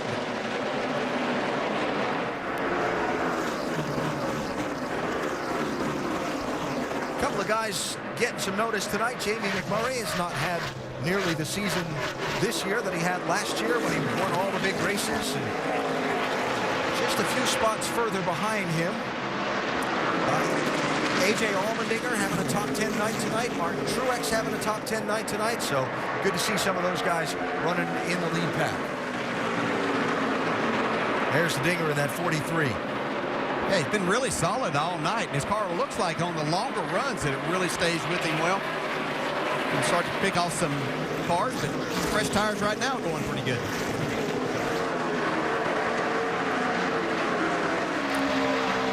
Just ahead of them, that yellow and black car, Marcos Ambrose in the top 10. Whoop, clunk. I know, just Bristol. Yeah. How about Allmendinger, Vince?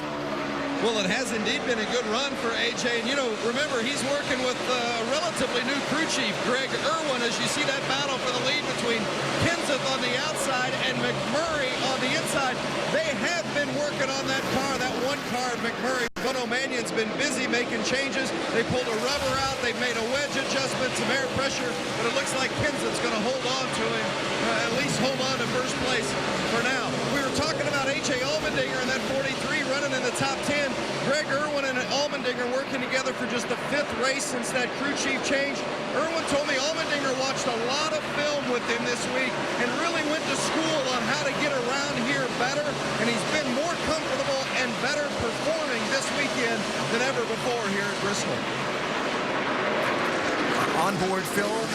Every time a car carries an onboard camera, that's taped, and the team that carries the camera gets access to that film, and obviously Greg Irwin using that to good use with his driver. Yeah, you can see lines, how, you know, when you're out there racing, it's really hard as we see a battle for the lead now. Jeff Gordon back to Matt Kenseth, but it's really hard to see sometimes. You might see what a driver is doing for a little bit of time, but to go back and watch this can be very invaluable. And you have to commend AJ for taking the time and doing that and really taking it, putting it to good use. Well, it's really heating up for the lead. You got top 5, 6 cars running all together. Yeah, those 5 right there. Joe Logano up in that 6th spot. Tonight's had a good solid run, but these 5 are really right together. Two cars that have been up in the top 3 just about all night, Gordon and Kenseth.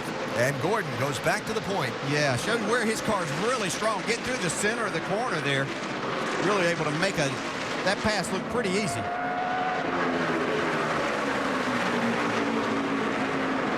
That's fun. Here's Keselowski. Haven't seen him much. Yeah, he made some noise early in the race. Ran all the way up to second. I think he even actually led a lap or 2. He's coming back to life. Yeah, and just continuing a solid month here for himself and this race team. And, you know, you have to start thinking about this team. If they're going to continue this type of performance on all different types of racetracks, from road courses to bigger racetracks, you have to talk about them having a chance at a championship. I know this is a young team, but they're really getting it done. But if you look out there for contenders to knock Jimmy off the top, you have to consider this 2 car as one of them. Doc? And you wondered, I asked Brad, I said, what is it? What's happened with this team? Is it you getting hurt? You just try to be very patient and use finesse? He said, it's a combination of things.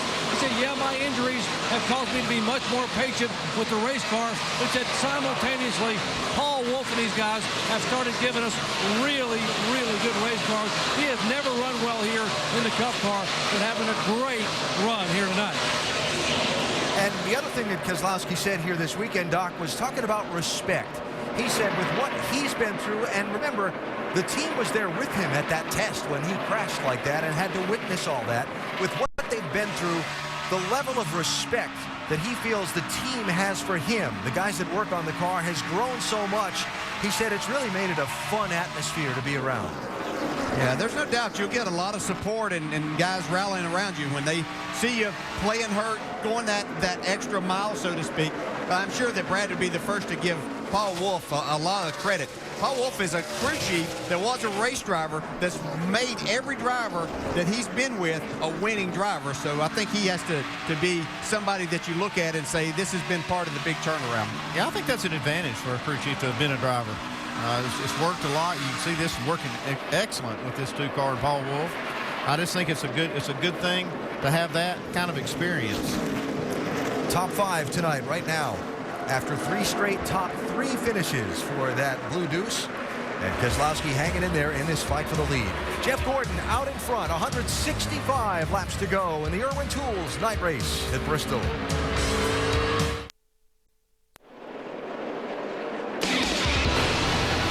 ESPN's coverage of the NASCAR Sprint Cup Series on ABC. Brought to you by Craftsman. Trust in your hands. 156 laps to go in the night race at Bristol Motor Speedway. Let's see who's in contention to race for some big money in the Sprint Summer Showdown presented by HTC Evo 3D. Fan favorite Kyle Busch is within striking distance, but if Jeff Gordon can hold on to this lead, he'll be eligible for the Sprint Summer Showdown finale at Atlanta Motor Speedway. And if he wins, a fan, the driver, and their charity will walk away with $1 million each. Tonight's winner will be going up against the other qualifiers, Paul Menard, Brad Keselowski, Marcus Ambrose, and of course Kyle Busch, who won the race last weekend. Right now, Jeff Gordon is out front. He has led 145 laps so far. Jeff has done an outstanding job of maintaining that position up front. The car has been great. It gets better on the long runs. He's done a really good job. Fun to watch that 24 be up front again. Well, I tell you, a guy to see good, I'm really happy for to see him back in the hunt right now is Jamie McMurray. This guy's dominant last year, had all kind of problems, but right now he's got that chip ganassi with Felix Abata's car back up front, looking good. And I'm real proud to see Jamie running strong like he's been running today. Yeah, the guy for me is Matt Kenseth. There's a guy who early on in the race was talking about having brake problems, and he and crew chief Jimmy Fenning's got something figured out with this race car. They're figuring out how to let this thing roll. He has stayed up in the top 5 all night long, and he's going to be a threat at the end of this race. I tell you, what about Brad Keselowski? This guy has been so consistent week after week. All of these top 5s and top 3 runs. I'll tell you what, Brad, I wouldn't be surprised if he's back in his championship hunt. And this is the guy we're looking at to get this big title at the end of the year. He's been the strongest over the past few weeks, but the guy we have to pay attention to is old 5-time in the 48 car, Jimmy Johnson. Been around that top 5 all night long. They've run very well. Good pitch strategies by Chad Canals. They've been very consistent on pit road. Outstanding. Look at that 20 car. Had a consistent run last night in the Nationwide Series race. Nationwide Insurance going to get it caught up to speed right now. Doc, what's going on with Joey Logano? Maybe a coming out party for Joey Logano. Mr. Passive became Mr. Aggressive last night in the Nationwide race. Folks, he has never finished on the lead lap here in a Cup car. His average Cup finish here, 28. Ouch. But tonight, Greg Dippodelli said, my driver no longer playing defense, now on the offense, going up to take spots away. That's the difference. Jamie. And behind him, Carl Edwards got shuffled back just a couple positions. Now, a lot of people have been looking at the performance of this team the last 7 to 10 races, and they're questioning them. Bob Osborne is not panicked. He said, we've been working on R&D to make these cars and this team better in the chase. They're thinking big picture and going for the championship, Doc. Back in 8th spot is Marcos Ambrose. His crew chief, Todd Parrott, won here 4 times with Rusty Wallace. Also won here in an August race with Dale Jarrett. He said, Ambrose reminds me of a Tasmanian Rusty Wallace. If you get him a good car or even get it close, he will drive the wheels off of it, which is what he's doing tonight, although he's losing a spot right there, Dave. Martin Truex taking that 8th spot right now, Doc, and his crew chief, Chad Johnston, this is his 11th race with Martin this year. He says Pat Tryson put together a good group. In fact, he was the engineer with this team. He said now we just have to get the finishes. The booth alluded to it earlier. They've been running well all night. Can they finish the deal? That's the question. Vince. The 43 of A.J. Allmendinger, we mentioned working with Greg Irwin, the crew chief for the past 5 races. And Irwin credits former crew chief Mike Shiplett for really setting the foundation with this 43 team. But chemistry is king. It had run its course, and Irwin has come in and really struck a chord with Allmendinger. And Irwin says he's been really impressed with Allmendinger's attitude and effort. A little too loose right now, though. Jamie? And behind him, Kyle Busch comes in as the favorite tonight. Of course, all eyes are on him when he comes to Bristol. He has 12 wins among the 3 NASCAR series. His car was getting better until the last stop. They made an air pressure and wedge adjustment. Now Kyle's saying, we killed the center and late exit. Now he's just kind of hovering right there. Behind him, the 11, Denny Hamlin. Not having the night this team was so hoping for. After 4 consecutive races of 15th or worse, they were hoping just to bring it home in the top 10, but a spin by Paul Menard set them back. They had damage at the rear of the car, but they managed to stay on the lead lap. Denny Hamlin staying in there. There's a caution on the track. Crash, guys. Mark Martin into the inside wall on the back straightaway, and they're still jamming up. Got tagged on the rear. That's a pretty good description of what happened.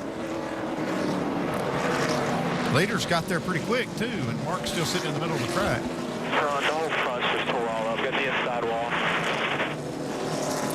Mark was 17th at the time. Remember, he took the wave around and did not pit on the last caution. He was probably 30 laps or so from needing to pit again. Yeah, he's racing really hard right here. You see with Brian Vickers.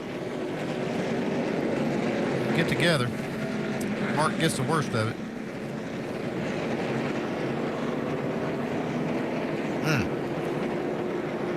Things happen fast here, and you can see right here, he's up kind of in the middle of the track when the leaders come by.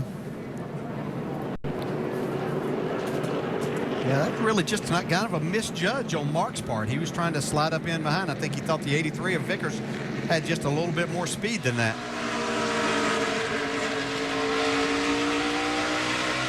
Clear when you see just fast. Yeah, I think he thought he just had enough room to slide up. Come on, come on, come on, come on, come on.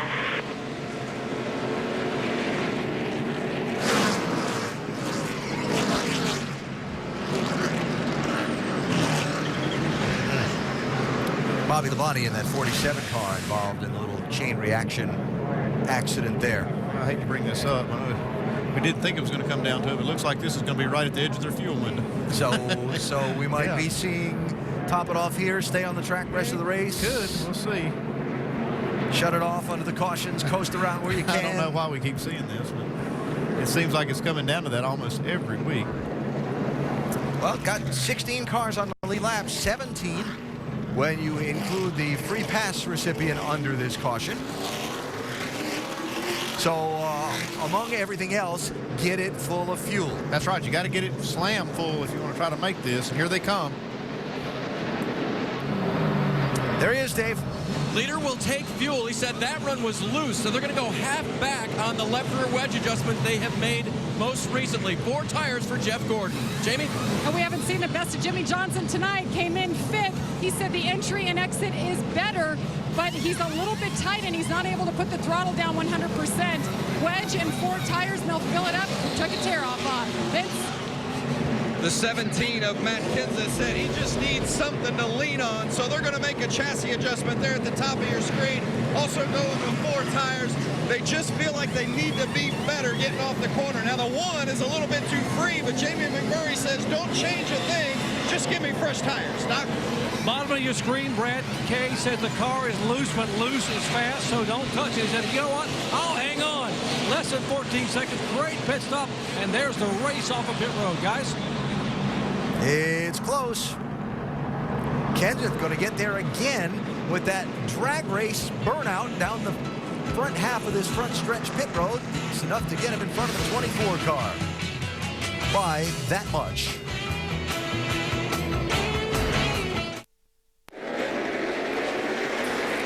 Back Back under caution at Bristol Motor Speedway, aerial coverage by Goodyear. Everything Goodyear has learned making tires for the proving grounds of NASCAR inspires what they roll into yours. Goodyear, more driven. We have seen tonight some very interesting strategy on pit road, not necessarily by the crew chiefs, but by the drivers as they are getting off of pit road. Yeah, we've watched Matt Kenseth as well as Brad Keselowski and even Marcus Ambrose. All these guys are flying up to certain sections on pit road and jamming on the brakes and slowing down. Watch him accelerate. He goes right past Jamie McMurray, right up to the line, and slows the car down. They've done their homework, and they're taking advantage of this opportunity. Where they can make up ground to get ready for these restarts and maybe gain a position or two on the track. Alan? Consistent pattern so far. Kenseth off pit road ahead of Gordon. After a few laps, Gordon by Kenseth. Let's see how it works this time. So Jimmy Johnson really spin the tires on the restart there. He's got it back going pretty good, trying to battle Keselowski. That third spot. Oh, a little loose.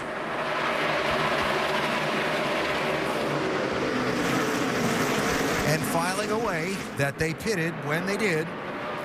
And is that the last time they'll stop for fuel, or are we going to see another run to pit road?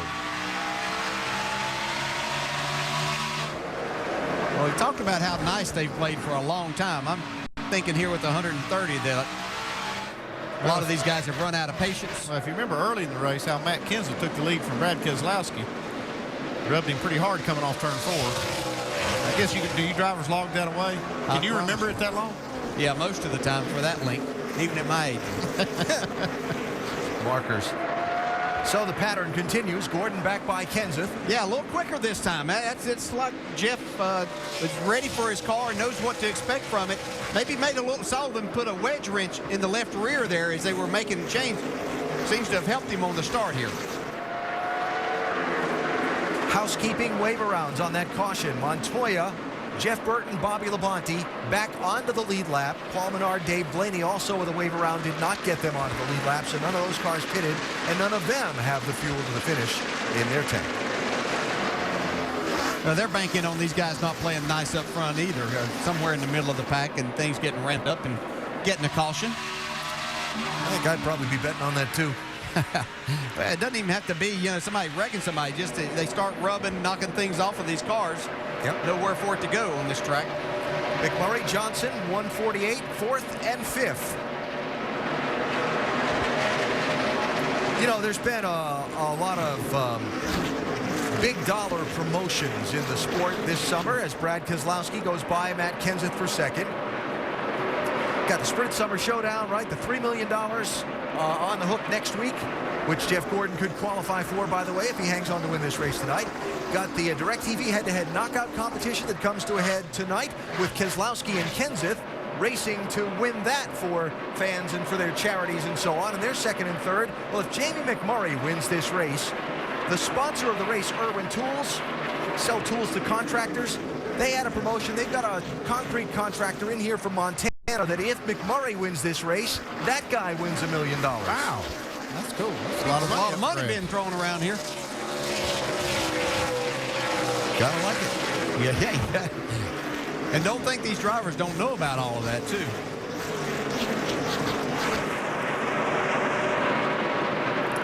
Watching Edwards and Logano and Kyle Busch race here while we check on Mark Martin, Doc.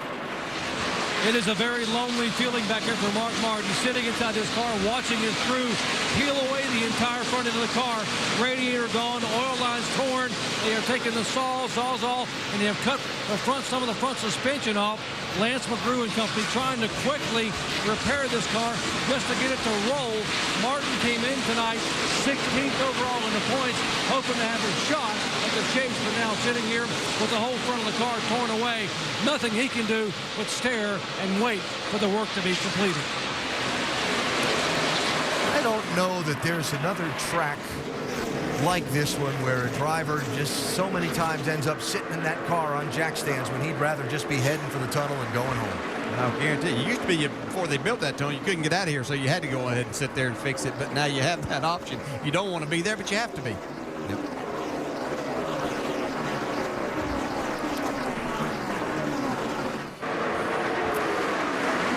Talked much about the guy who led this field to the green flag tonight, Ryan Newman. Ryan's kind of struggled back there in 14th right now.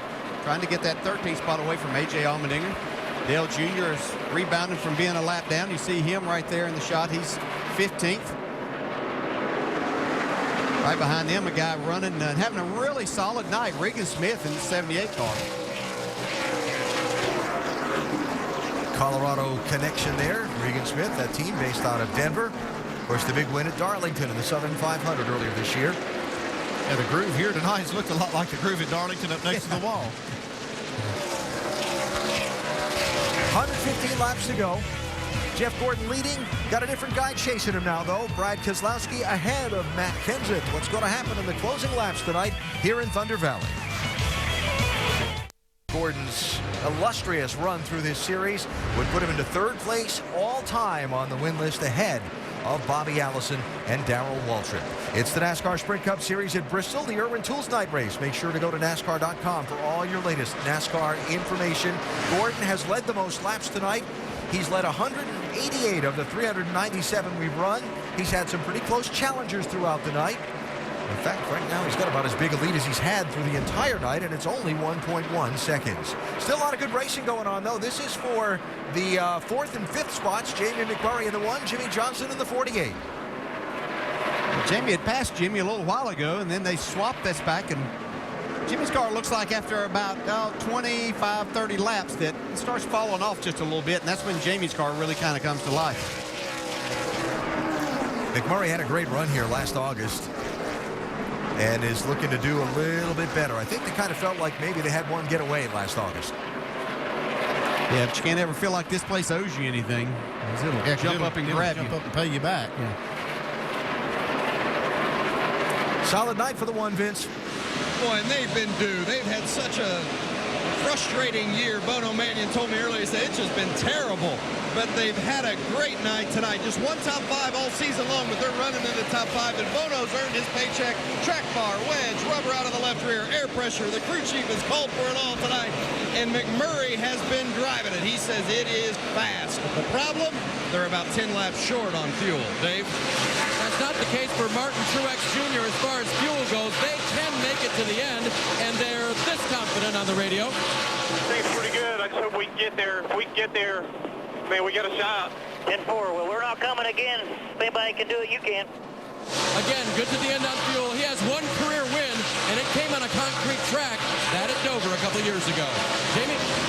Well, coming into today, I talked to Steve Letarte, crew chief for Dale Earnhardt Jr., and he told me being in the position and points in 9th right now, the 2 cars they're watching is the 14 and the 33. They must stay ahead of them, and their driver is all over it. Where's the 14? He is 3 laps down at 31st. Where's the 33?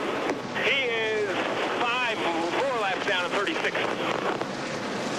The junior breathing a sigh of relief knowing what position he is right now. He came in 9th in points, as we said. His night has been pretty good. He's been loose, but he's hanging in 15th right now, Doc.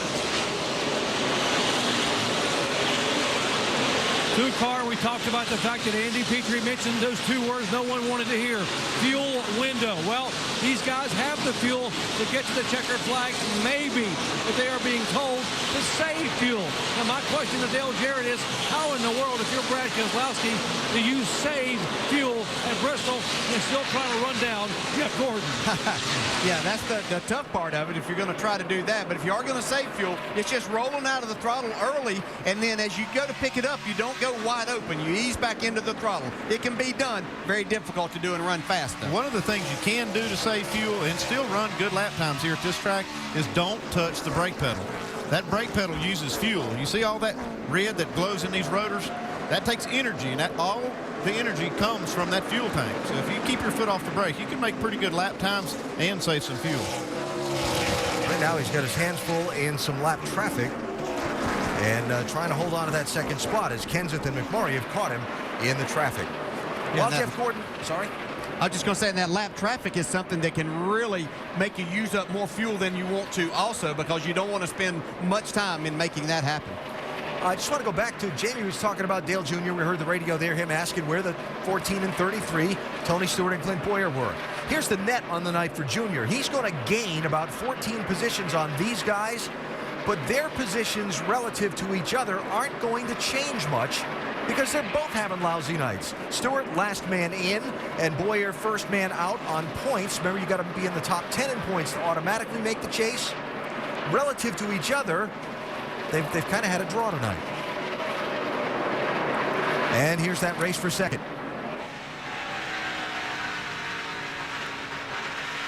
Now's the time, I'm thinking, tell me, driver, when you start to get in this lap traffic and you're trying to save fuel and you're trying to save brakes and you got all this stuff going on. Oh, and by the way, you've been out there for a couple, 2.5 hours at Bristol. Yeah, caution. We got a caution here. That is Kyle Busch. Kyle Busch been in the wall. up in turns 3 and 4 and has apparently dropped some debris, perhaps. But certainly troubles here for Kyle. I saw Jeff Gordon pull this move a while ago and yep, there goes the debris. Go between a couple of cars, but Kyle a little closer. And he gets in the wall.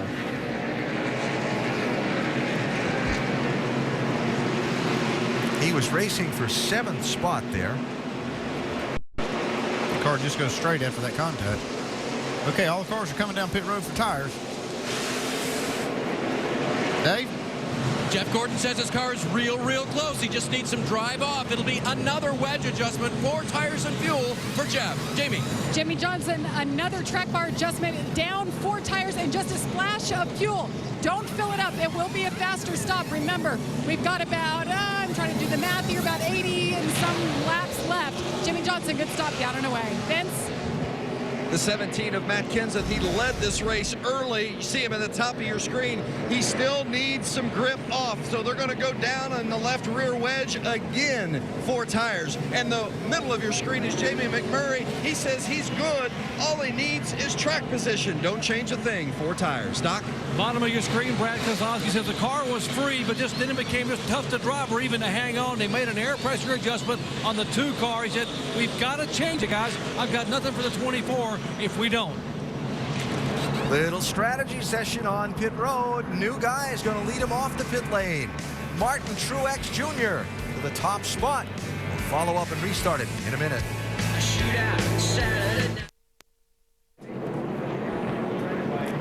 Under caution with 82 laps to go here in Thunder Valley. Reminder that NASCAR Now will wrap up this race Monday at midnight Eastern Time on ESPN2. The NASCAR Nationwide Series and the NASCAR Sprint Cup Series head to Atlanta next week.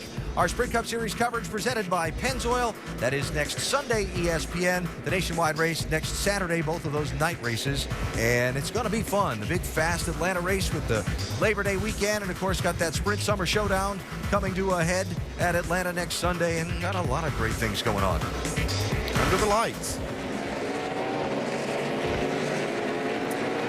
Little strategy and a little maximizing the pit road speeding rules has shuffled up the front of the running order here a little bit.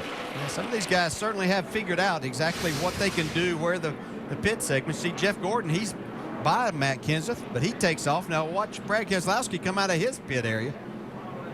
He's going to pass both of them. Right, you got the car.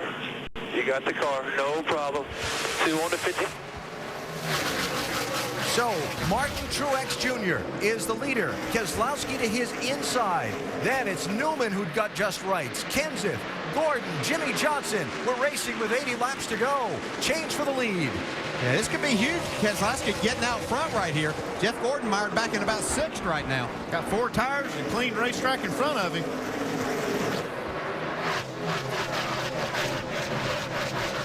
80 laps will go by quick here at this track. So note that Truex was 7th coming down pit road. Ryan Newman was 14th. They came out in the top 5. Truex with the race lead off the stops.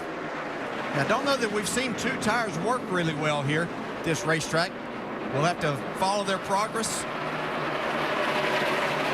And you heard Jeff Gordon with the radio about we got killed. Well, Gordon is back in 5th now, and he's got to fight to get through a pretty tough customer to pass while Keselowski's out there cruising. He got a couple of them, actually. He's got that 17 and his teammate, Jimmy Johnson, try to get by. I was kind of thinking about 5 times. Yeah, being that's the going to first be tough. obstacle there. Yeah. But tonight he hadn't had the car as good as Gordon. That 17's been pretty equal with Gordon on a lot of these runs. See Jamie McMurray there, who also has a fast race car, trying to get by Ryan Newman. Ryan, always a tough customer, trying to get past. Got those 2 tires and up on the high side. Seeing a lot more pushing and shoving from a lot of these drivers right now, though. They understand 75 laps to go. They have to get it done. And you mentioned it's going to go by in a hurry. It's 16 seconds a lap. Mark Martin came out for a lap, has gone back into the garage. Bobby Labonte got the free pass at that caution, and the intensity builds toward the finish. By the way, since the track was redone in this configuration, 7 of the 8 races had a caution inside the last 50 laps. Well, I think that's a good stat. We could probably add another one to that before this is over with. See, Jeff Gordon really having a hard time. Jimmy Johnson's got his car working pretty well on that high side, and Jeff hasn't been able to get by him. And there's not going to be any pulling over, letting anybody have the spot now. Too late in the race for any of that. We've seen this a lot tonight, but trying to hook up and make that pass and finish that pass in that low lane. Remember, the low lane has a little less banking than the high lane on this Bristol configuration. Yeah, unless your car's really good, and we see Jamie McMurray making a pass now on the 39 of Ryan Newman. His car's really good getting a bite up off the corner. But you almost just have to take a chance and pull a slide job. If you can brave enough and your car's good enough, jump down in the corner and slide up and just really break the momentum of that car you're making the pass on. Truex doing a great job on 2 tires, though. That's pretty surprising that he is able to. He's actually pulling a little gap on those 3. Yeah, his car's been great all night. It's the first time he's really been in this position to see. My question will be is, as these laps wind down, will he continue to have enough grip to be able to make that work? And Jeff Gordon trying to use that low lane to get by Jimmy Johnson and see if he can get by Matt Kenseth. Pattern for most of the night tonight, if you haven't been with us for a lot of the race. 24-17, they've been the top 2 in the race. They're down pit road. Kenseth gets out first. After a few laps, Gordon goes back by him. But Dave, he's got a little more ground to make up now, Jeff. What you just saw is what Alan Gustafson observed in the Nationwide race last night. I asked him, what'd you learn from last night watching? He goes that Clint Boyer couldn't pass Kyle Busch on the bottom for the win. So we set the 24 up to run mid to high line. And when Jeff was leading, that was the line he was running. Here he goes now. He'll try the high side in 48 because just like everybody else, he's having trouble on the low line. Yeah, and Jimmy Johnson can't use that low line to get around Kenseth either. No, and Jeff Gordon has nowhere he can go right now. It's just sitting there watching these guys as Brad Keselowski drives away.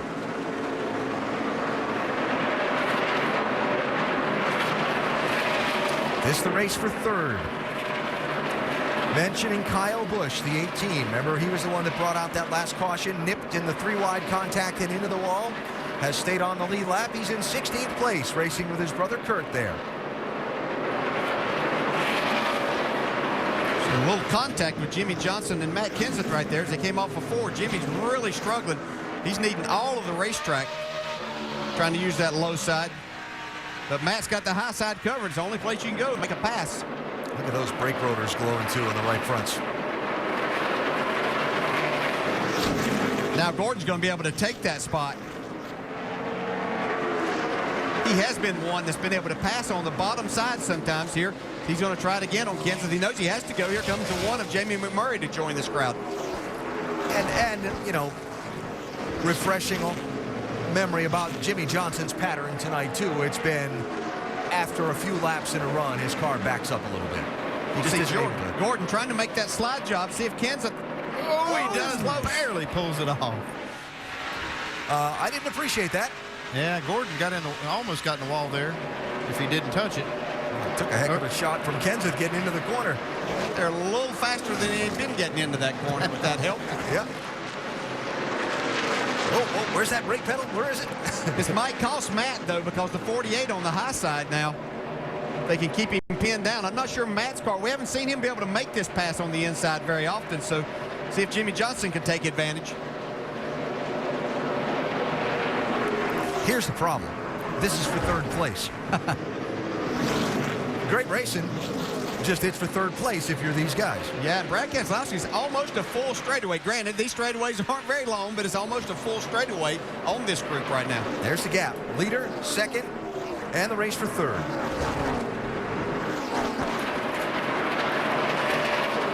So getting down to the final stages of the night race at Bristol. 57 to go. Brad Keselowski leading Martin Truex by 2 seconds. 3.2 back to Jeff Gordon. And do we get that other caution to reset the whole thing again?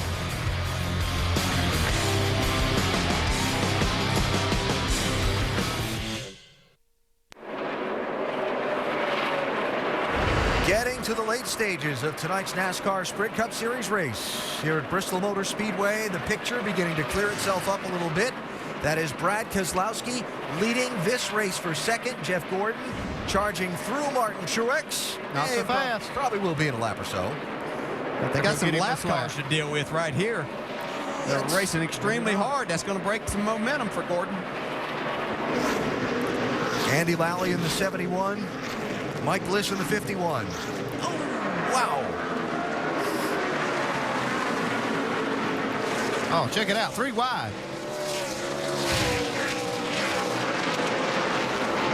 Remember, we just heard that Gordon needs to run that middle to upper lane. Right now, he's being pinned right down on the bottom. Yeah, he's been one of the cars that can make this pass happen. Martin Truex car just so strong on the high side. Jeff was able to really run him down. See Jamie McMurray now trying to take this spot. Jimmy Johnson, the 4th spot.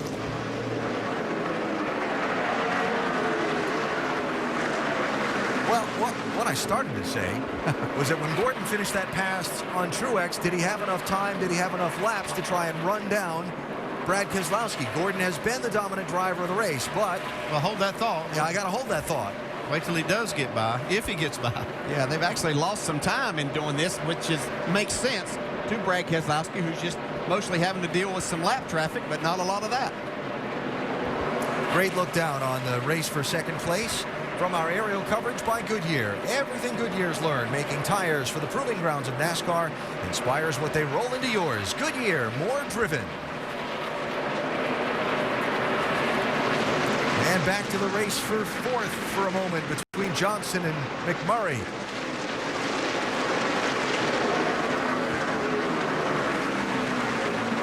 I'll tell you what has really impressed me tonight. We talked about the 56 team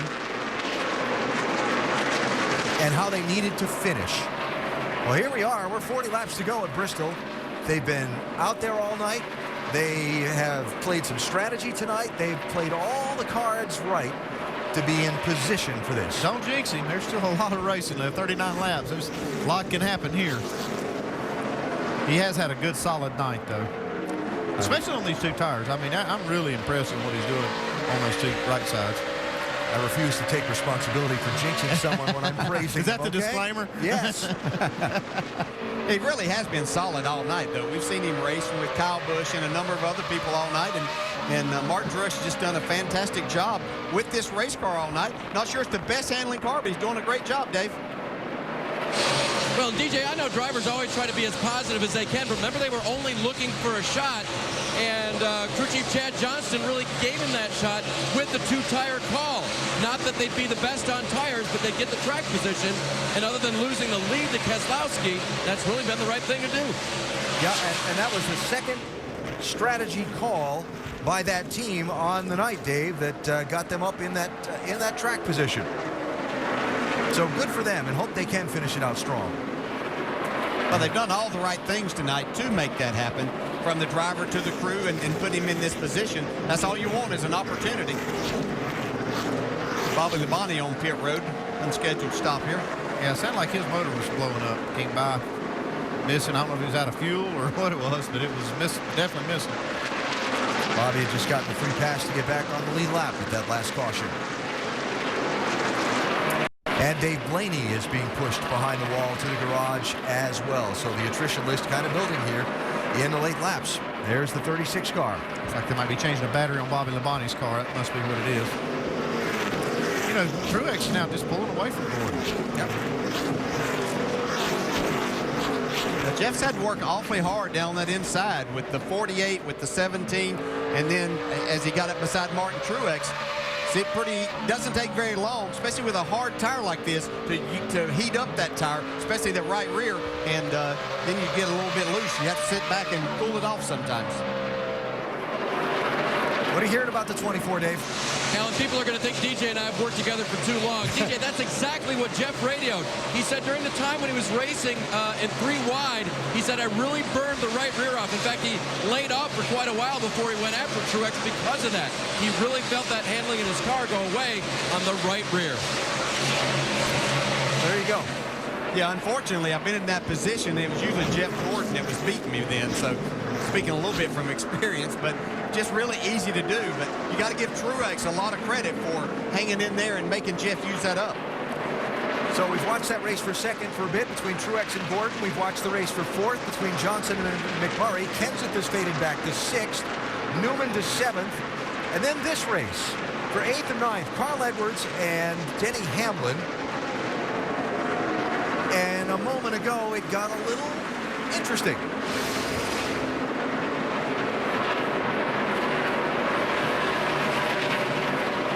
Sorry about that. I'll let him know. He got loose. That's why he checked up. All right, so Hamlin by Edwards to pick up the 8th spot.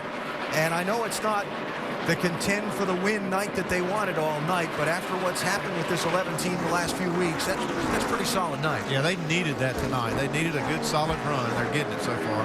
Yeah, they got spun as the caution was coming out. They rebounded from that, got themselves in the top 10. I say they'd be extremely happy they can get through these next 26 laps, no problems.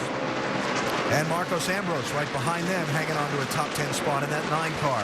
One of his better tracks results-wise for ovals, and he just really has put in another solid night. And speaking of solid nights, gosh, I'm telling you. Yeah, he's got it going right now, but that lead has narrowed up some between Martin Truex. It was about 3 seconds at one point, but now it's down to about a second and a half. Yeah, I've seen Brad catch some traffic at kind of the wrong spots, but you have to wonder when you get out there knowing you're at the end of the race, it's very easy to run the car a little bit too hard and use your car up and not have enough left to run here at the end, especially as you catch all of this traffic. Andy, I know a theme that you've been on the last few weeks is that this 2-car, Keselowski, he might just make this chase without the wild card wins. He might just make it into the top 10 on points. The way he's charged up, he wasn't even in the top 20 when he got his first win, and then here he comes. He is charging to that top 10. He's at 11th in points, and he's not far at all. 20, like right now, 20-some points away from being in the top 10. Yeah, here's Gordon. He got back and cooled that right rear off a little bit, making another charge at Martin Truex. And hoping for a caution to erase that gap up to the race leader. Yeah, this is exactly what Keselowski needs. They'd be happy to see these two racing each other hard. It's funny how these races flow. Gordon and Kenseth were top 2 most of the night, right? Gordon's led 206 laps, Kenseth 110. Right now they're 3rd and 6th as we get down to the final 20 laps. And he couldn't get it done. He's going to have a hard time doing it. These tires aren't going away on this 56 car. Obviously, a great call by the crew chief, giving him this opportunity, and Jeff Gordon just not strong enough there in the middle of the track to make the pass. Jeff Burton got back on the lead lap. Now he's battling for 13th with Joey Logano. Logano was up flirting at the backside of the top 5 a little earlier. Burton made a green flag stop, got a lap down. He actually made a trip down both pit roads. And it cost him a lap, but he did stay out and get the wave around and caught a caution. So he's back on the lead lap. And trying to race his way up into the top 10. Trying to work their way around Andy Lally in the 71 car. Lally running in 25th, a couple of laps down. Gives way. Denny Hamlin just up in front of this, trying to get a spot away from 39, our pole sitter Ryan Newman. That would be the 7th spot, if he can. Yeah, each one of these points very valuable. Position valuable for a point. Denny said that it was the lowest point of his career this last stretch. Said that the team's struggling to find the balance in the car that he wants. The first time they've ever struggled like this, but he said, you know, we'll continue to build on it. We'll continue to work at it. And if we get in, we've got a chance to win. Speaking about the championship. Well, they're a strong team, and he's a great race driver. But right now, it's time for Denny Hamlin to step up and show that he's a leader. When things aren't going well, you as the driver have more responsibility than just driving the race car. You have to get in there and show the team that you are the leader that they're looking for. And again, Hamlin fighting here with Ryan Newman for 7th spot. So a good, solid, if not spectacular night for the 11. Still that good race for second. Bobble there for Truex in the 56. Yeah, if Gordon could get by here, he's only 1.3 seconds behind Keselowski. You had to deal with some more lap traffic, but he just can't make that pass for second. Yeah, we saw that lead shrink down to just over a second. And now it looks like Keselowski's got some free track in front of him. He's got a lot of cars that are about, gosh, a half a second in front of him. Keselowski does that he may have to deal with here, or probably will have to, these next 11 laps. Yeah, time's running out quick. He's actually stretched that lead back out now just a little. Here comes Gordon's best chance because the 83's been running high all night. If Gordon can get up there and stay beside Truex, he might put a pick on him, but not able to do that yet.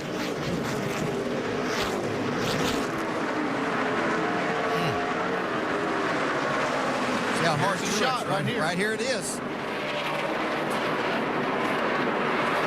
Just can't run off that lower banking. And now there's going to be a lap car in his way. Vickers gives way. Oh, what a move there. Man. Yeah, that's a nice job by Brian Vickers realizing that they are battling for second. Laps running out quick. Brad Keselowski has put another half a second or so on this race for second while they've been going at it in the lap traffic.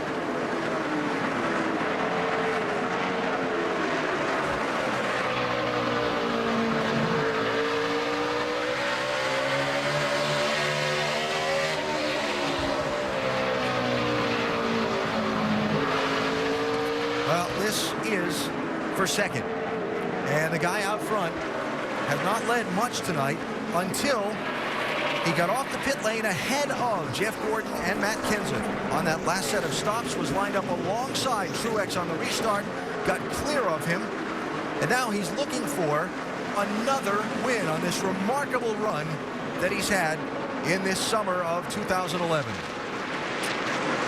He's built up a pretty good lead here, and they've done everything right. They do things right with the car. Brad does it great. You saw him take advantage of knowing exactly what to do on pit road as far as the segments go there. So, you know, when things are going well, you're doing everything that it takes to make that happen. And again, trying and not giving up. Keselowski is in a lot of traffic right now. He's run up on about 8 cars that are right in front of him. So this could get interesting.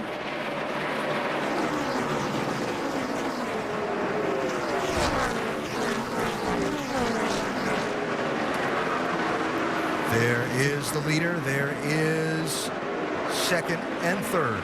Yeah, see Brad really taking it easy. He's run up on Clint Boyer and David Reagan, Juan Montoya. He's probably calculating he's got enough gap on those two running second and third that he doesn't have to put himself in jeopardy here in the last couple of laps. He'll go away in a hurry, though, I can tell you that. Coming to the white flag. Brad Keselowski 1 lap away from a win at Bristol. Truex and Gordon trying to chase him down. Do they get a break in traffic? Or does the Blue Deuce roll to Bristol's victory lane again? Gordon one more bid for second, but it's not going to be enough to catch Brad Keselowski. He wins at Thunder Valley. What a remarkable run in the summer of 2011 for the young man from Michigan.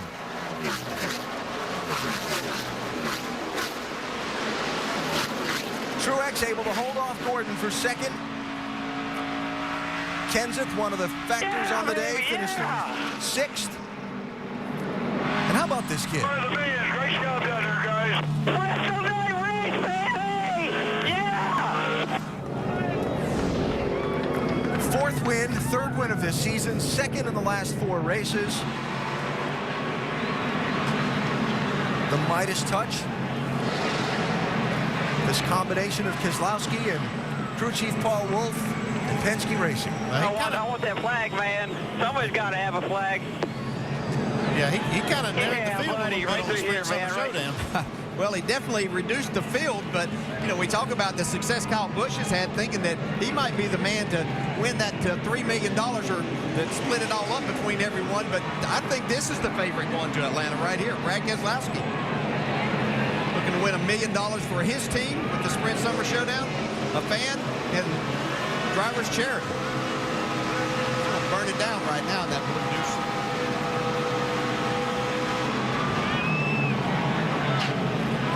Little star-spangled celebration worthy of a Goodyear winning moment from Brad Keselowski.